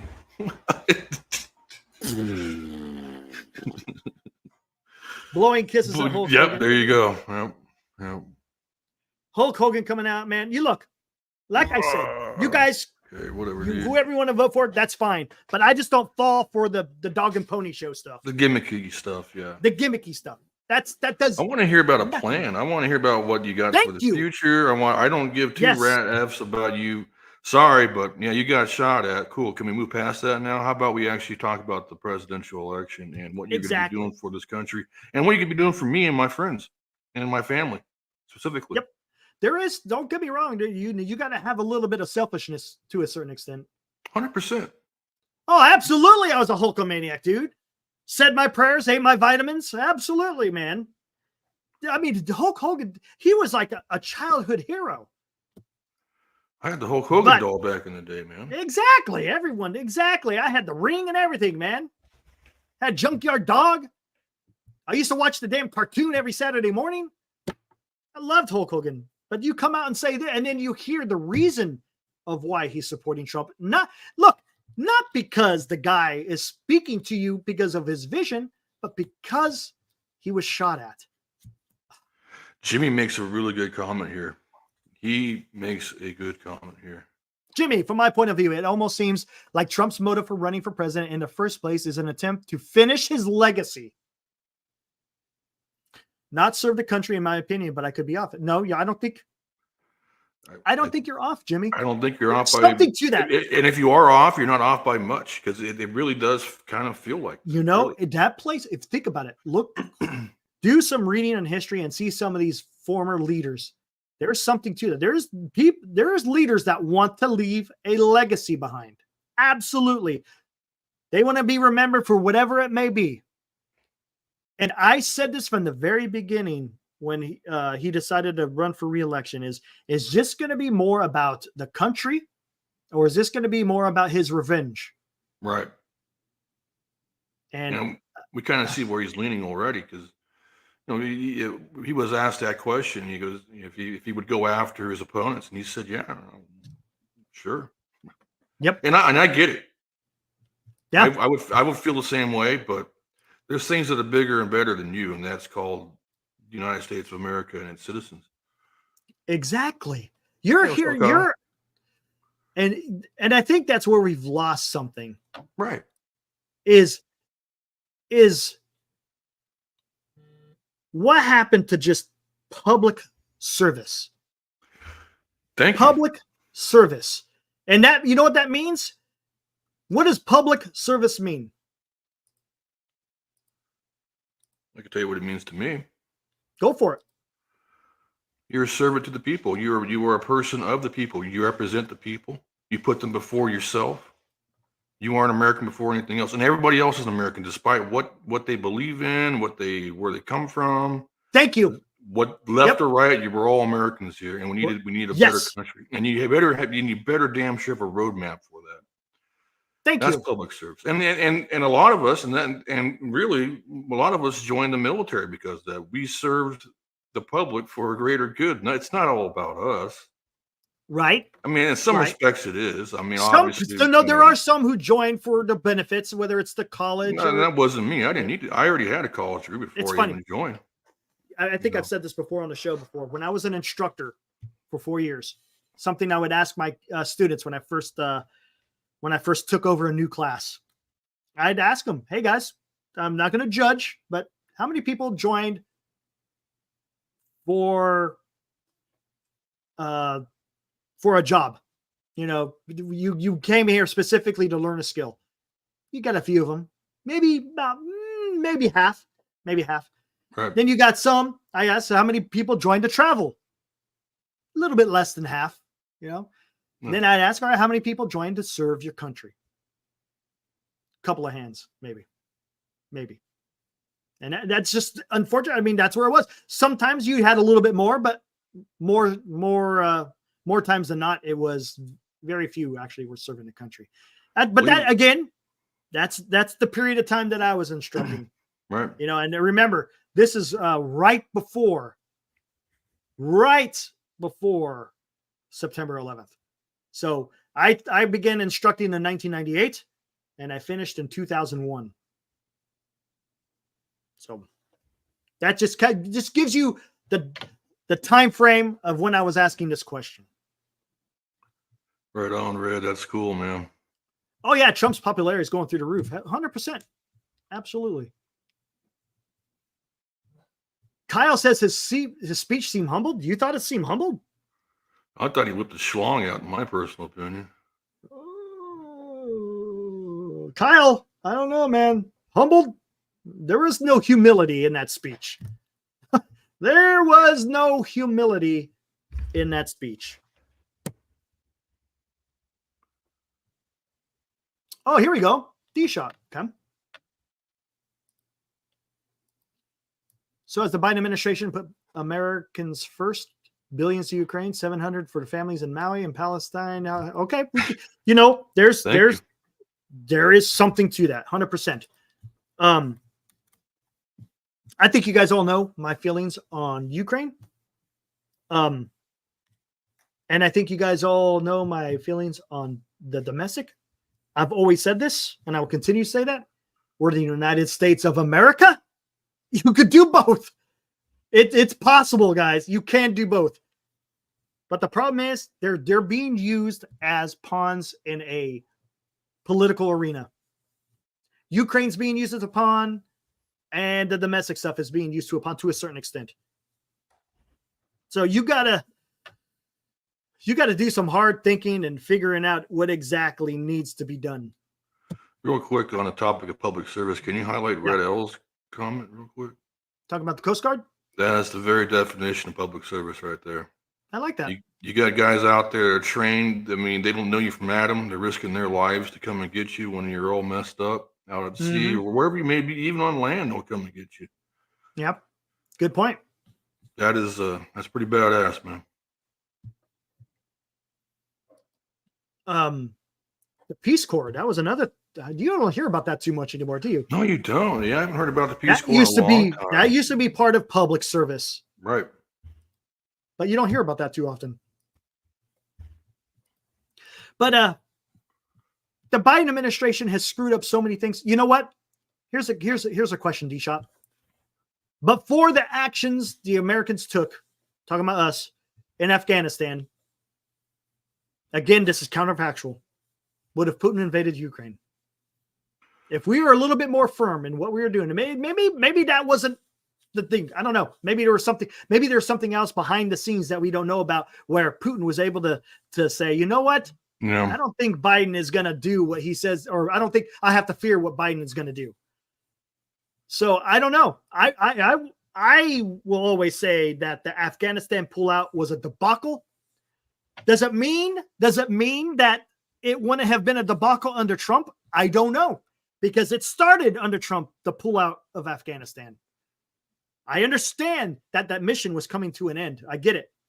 But how it was executed by the Biden administration was a cluster. To be polite, it was a cluster.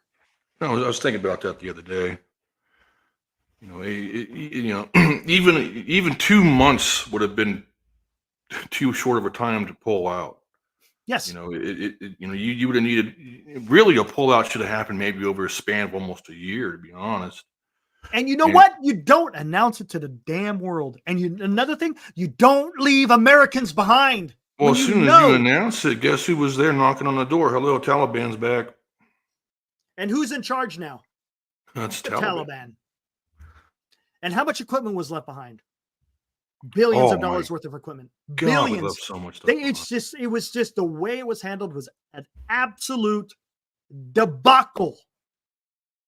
And it's being used against us in multiple ways. That was heart-wrenching, Kyle. When people were holding on to the C-17 and seeing them fall, it's like, oh, brother, man. That was just, I mean, if you guys, we talked about this before, go check out Retrograde. It's a great documentary that talks about. Don't watch it at night, because if you do watch it at night, you're going to want a glass of whiskey to calm yourself down. Yeah, it'll if you kind of feel the same as the way as me and Will feel, you don't want to. It's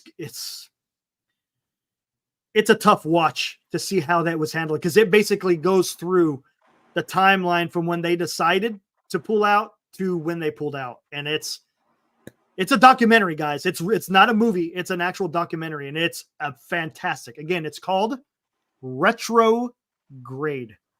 Yeah, it follows the Special Forces soldiers. Some of those guys have been there deployed in Afghanistan for the last 20 freaking years.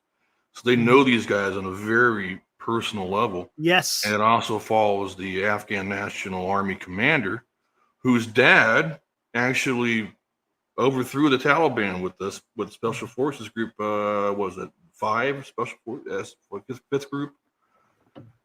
And then we did his ass dirty. And now he's hiding out in London. About it. He barely escaped with his freaking life. His dad was a national hero. Yeah, he was. Yep. Where's it at? Here we go. Let's see if I can find it. Restrepo. Restrepo's a good one. If you guys want to, D-Shot, if you want to see a documentary of my buddy's unit, I'll post that in this chat too. 1 second. It's about the Korengal Valley.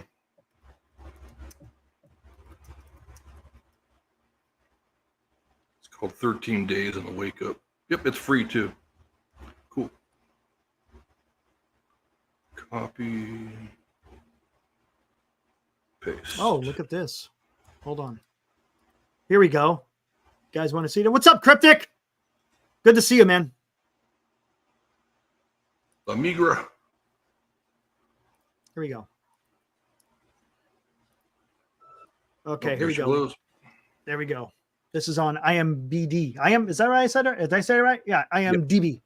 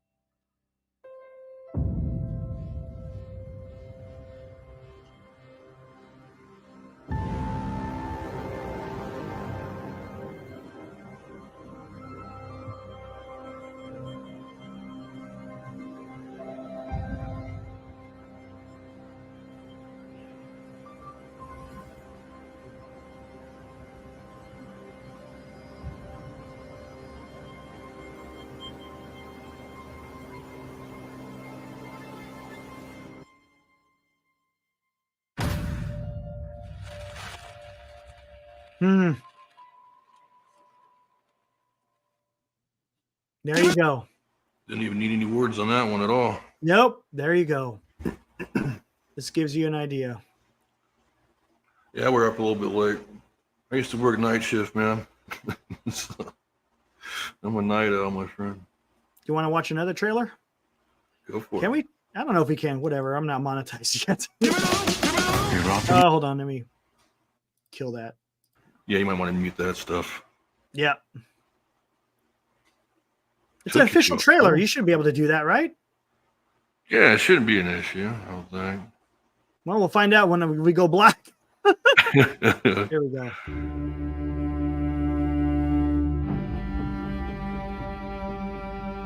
It's strange and confusing time right now.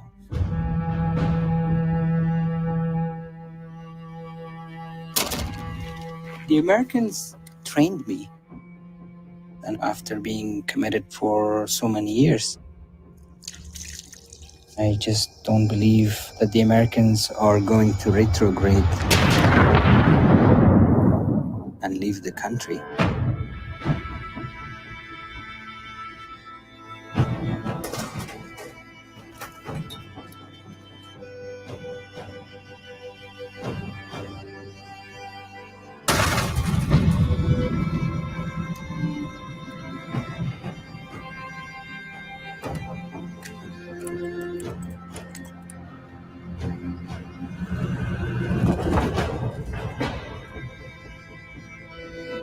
Our country is everything we have. Since the US left, I can see the sense of abandonment within the Afghan forces.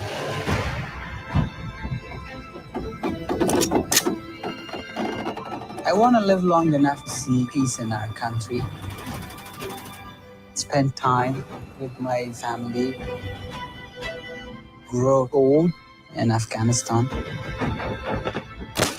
and ultimately die in Afghanistan.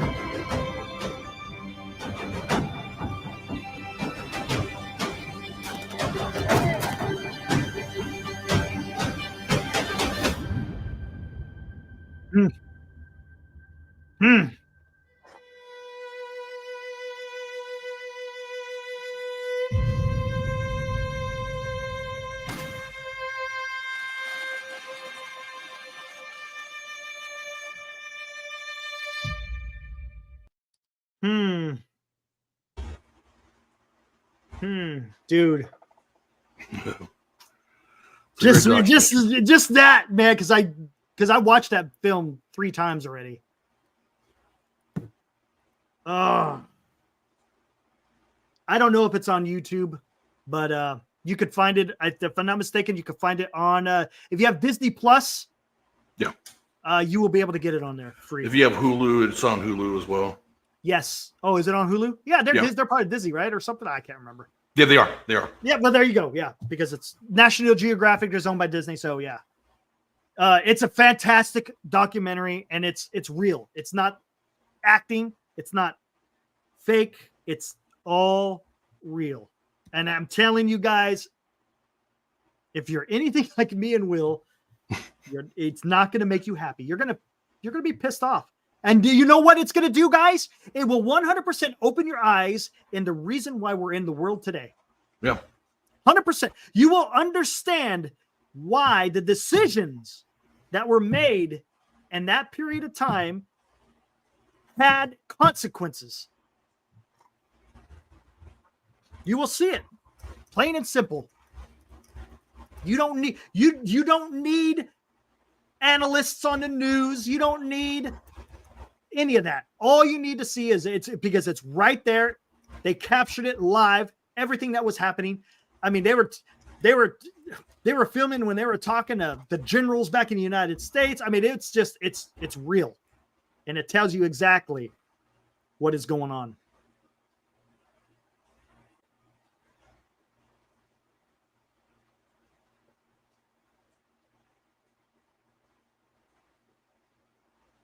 All right, what do you got?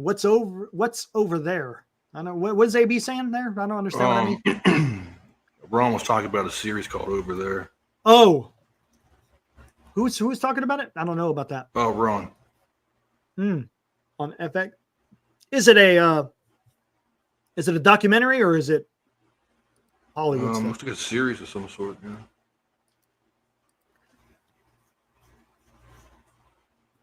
Yeah. I mean, don't get me wrong. Analysts, they give some good information. Don't get me wrong, but you're hearing it from the horse's mouth of what happened over there. It's you can't ignore it. It's exactly what happened. That's you ever hear the term primary sources? It's a primary source. It's not secondary. Like I said, don't get me wrong. There's awesome analysis out there as long as it's the right one. If they're experts in the field that they're discussing, that helps. But you got to be careful sometimes on what certain people say out there.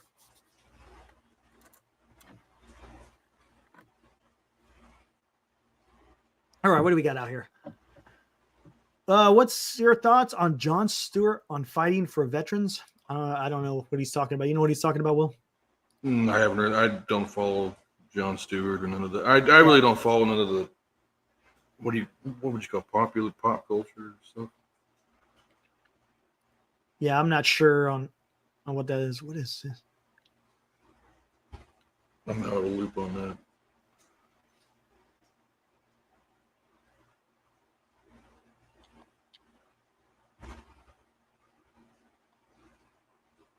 Oh, T-shirt. Yeah, well, there's plenty of that over there. That's what they were. They had fighting seasons. They would sell the opium, buy the weapons, buy their insurgents with it, and come back to fight after the season was over. What is this? What is this?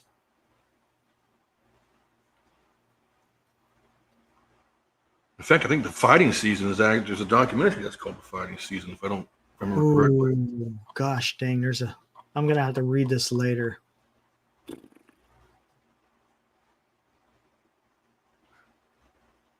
Yeah, my cousin was blown up twice, Kyle.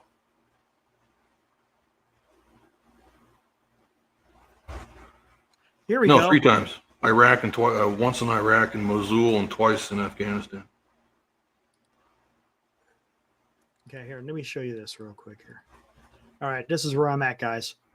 It's another guy you should give a follow. This guy up here called Andrew A. Mikta, Director of Scowcroft Strategy Initiative, a senior fellow at AC Scowcroft and the Atlanta Council. This guy is good. But he wrote an article, and I'm just going to read just a little bit of it. I'm not going to. It's kind of long, but I don't want to spend too much time. I'm gonna grab some water real quick. Okay, go for it. Here, let me just read this real quick, guys. All right. I think I could go a little bit bigger. There we go. Andrew Mikta, again, senior fellow. I'm just going to read just down to here. All right. There we go. In the unyielding realm of the Darwinian ecosystem we call international relations, there are rare moments when history abruptly accelerates and decisions set the world on a new course. This happened when U.S. President Ronald Reagan, under the famous "we win, they lose" guidance for his administration, or when Soviet leader Mikhail Gorbachev launched his perestroika reforms in a desperate effort to compete with the newly assertive United States. An ill-considered policy that ultimately collapsed the Soviet Empire. Or more recently, when Russian Vladimir Putin invaded Ukraine for the second time. Yes, second time. First time is in 2014. In 2022. And Chinese President Xi Jinping declaring Beijing's no-limits friendship with Moscow. I believe that no-limits friendship was announced shortly after the invasion, right? I think it was in 2022, if I'm not mistaken. The no-limits friendship. You probably could Google it and find it.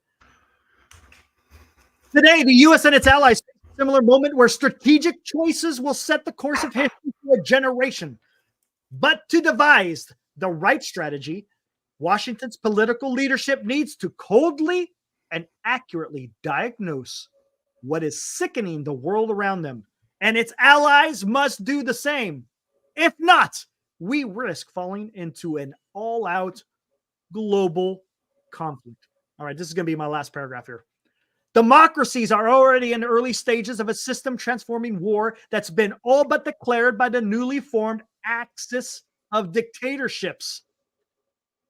Russia and China are setting a new global agenda, while Iran and North Korea work to dismantle what's left of the regional power balances. But political leaders in the United States and Europe have been slow to recognize this new reality, with the many still clinging to the post-Cold War narrative of a rules-based international order. Instead of speaking directly to the publics about the storms that's gathering over the horizon. Our political establishment seem unable to overcome their disbelief that the good old days of globalization are a thing of the past. If you guys want to read the rest of it, go give them a follow. Yeah, see, it's pretty long. I'm not going to keep reading all that, guys. I don't want to bore y'all. But go take a look at that. Andrew Mikta kind of hits the nail on the head. I like what he has to say about that. Because everyone wants to follow, quote unquote, the rules-based international rules. Or yeah. And guess what? Russia, China, Iran, and North Korea, they don't care about that. No. They have their own agenda.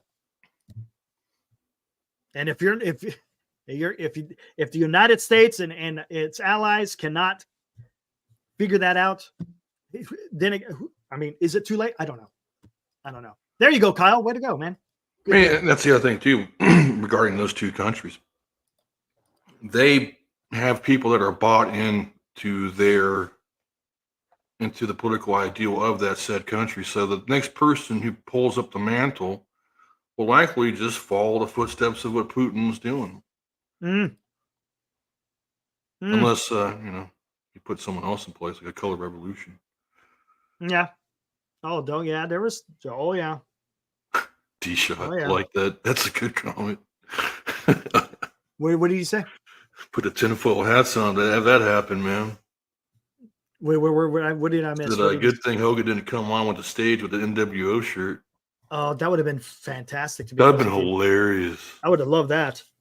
And then he would imagine if he came with an NWO shirt and it had Biden on it. Oh, dude. Could you imagine? Riding with Biden.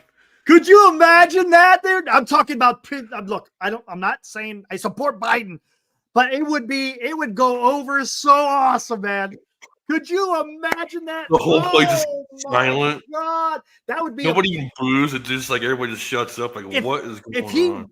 If he wanted to get back in wrestling, that would be it right there.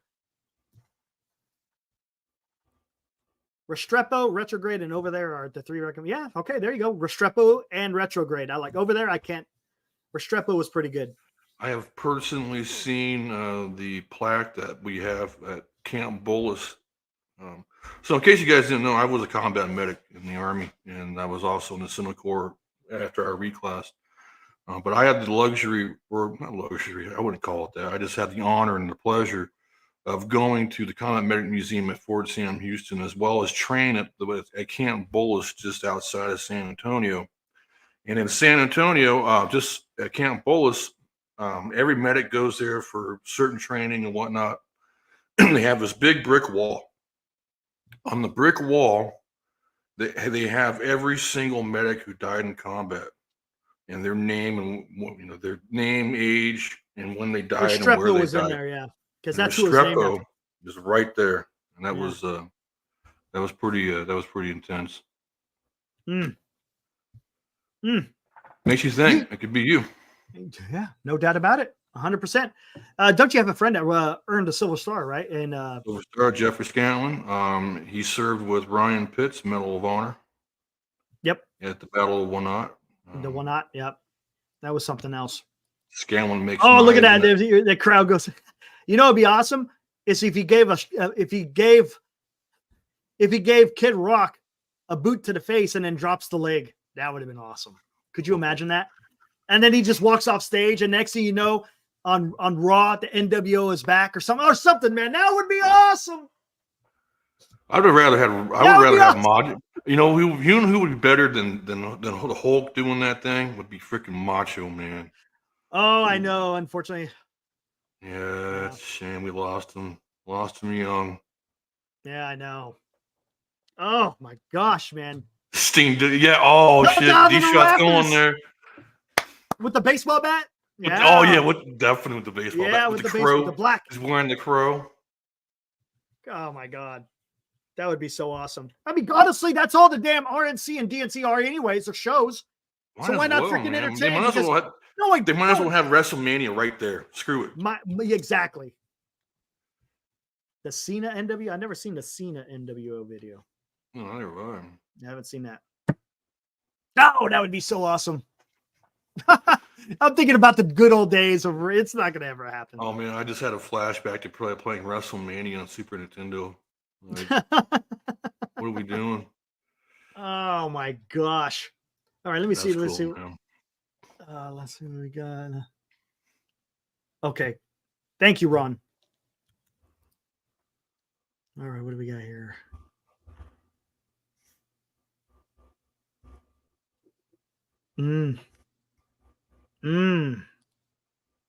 Oh, he did this 39 minutes ago? That's a long thread. Oh, boy. Nice. I'm going to have to give that a like. And I will read it later so I don't lose it. All right. What else we got out there, guys? Anything? Otherwise, we're going 2 hours. That's a good one. We're doing a good one, man. Holy crap. It's already 12:30.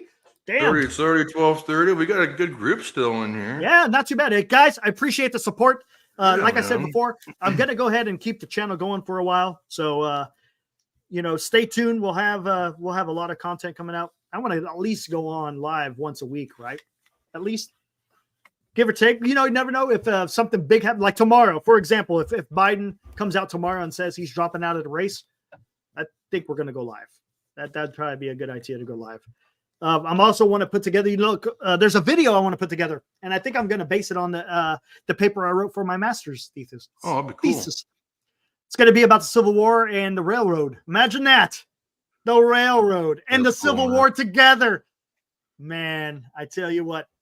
But I'm trying to figure out how to do that. You could do a nice video on that, dude.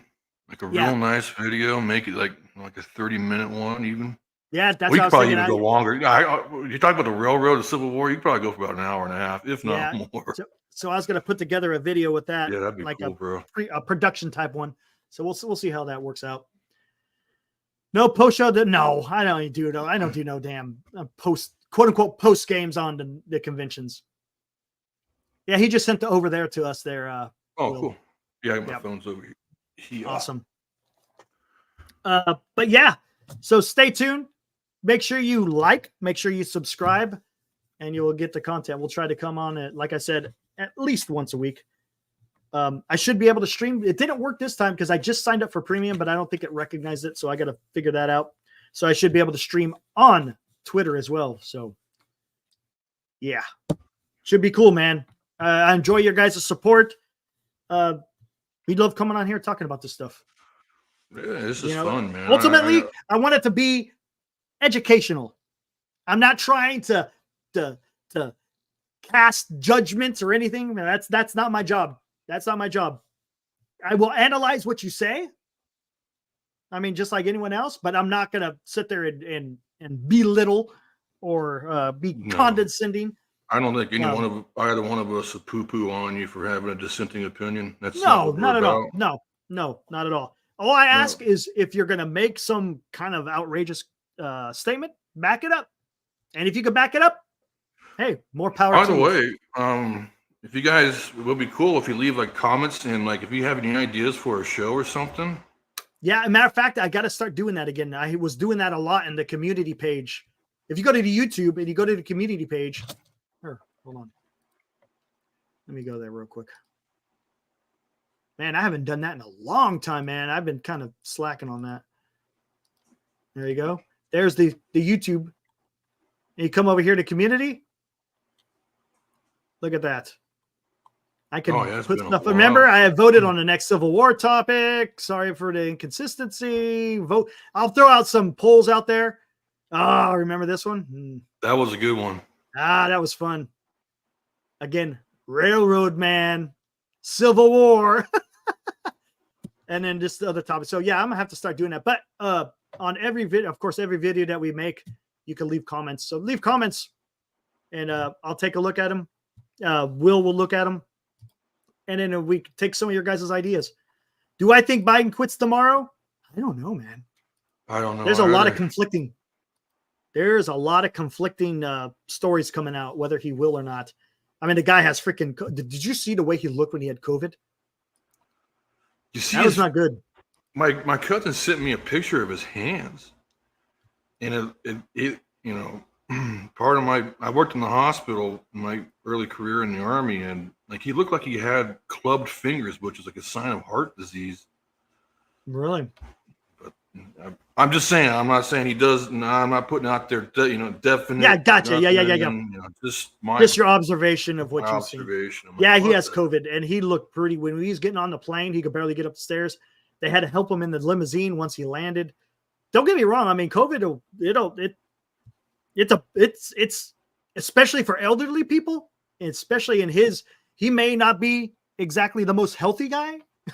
I'm not a medical doctor, but I could probably say that the guy doesn't look healthy. He's old, and those are the guys who are susceptible to COVID. So I wish him all the best. Hope he beats it. Exactly. And honestly, I put a tweet out there, and I said, do what's best for yourself and for the country.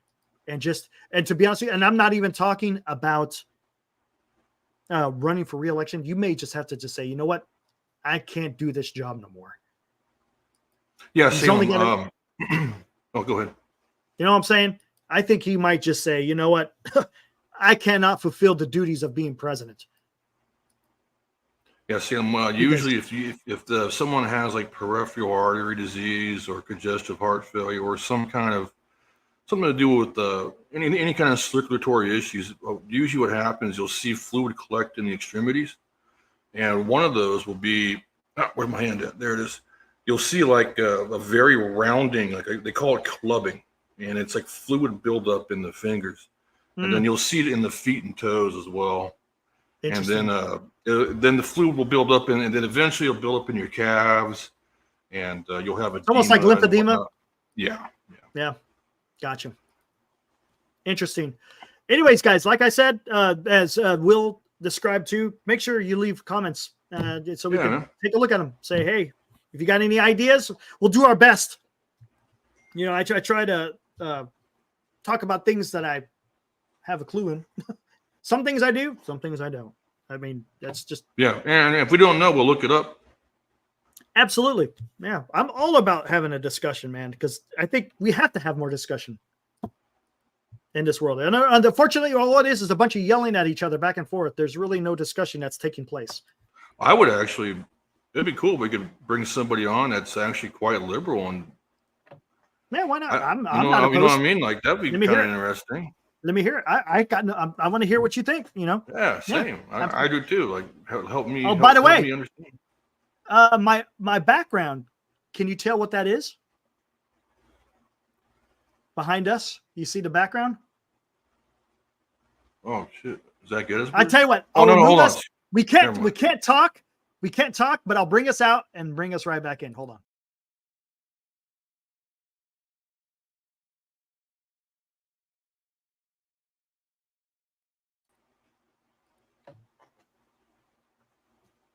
Any guess? What do you think? A calendar? Come on, more. That is a war council. All right. Have you ever heard of a council of war? The Council of War. That's what they used to do. Yes, it was the Civil War, AB. A council of war is when all the leaders, the generals, whoever it may be, they have a meeting. And guess what they're talking about? War.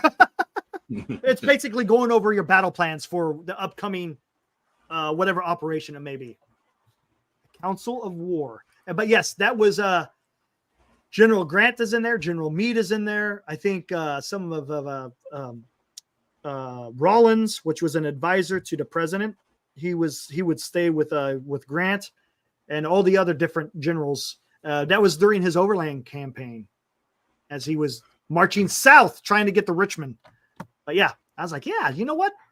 A council of war. That's what we do here. We have a council, not necessarily of war, but we have a council. Yeah. Might as well call it a council of war. Why not? It's Military History Chronicles. All right, guys. Let's get some music. What's music doing when I go with this? Yeah. Thanks for showing up, dudes. Exactly. And I don't know if I changed up the intro a little bit. I Fixed up noticed the- that. Pretty good. I fixed up the title page, the last page, put in some new music, and yeah, there we go. There, let's see, what do we got here? How about Couple. I think maybe 2 or 3 days ago, Sam.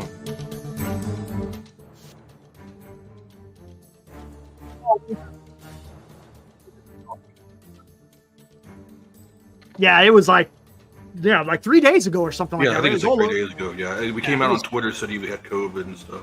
Yeah, absolutely. Thanks, Jim. Hey, man, appreciate the support, buddy. You're always a loyal guy on here. There's a lot of loyal guys in here. AB, it was good to see you on here, man. I appreciate it. Yeah, thanks, AB. You know, there's times we may not agree on Giant stuff, but hey, it's all good. It's all good. We all want the same thing. We want the team to play better. But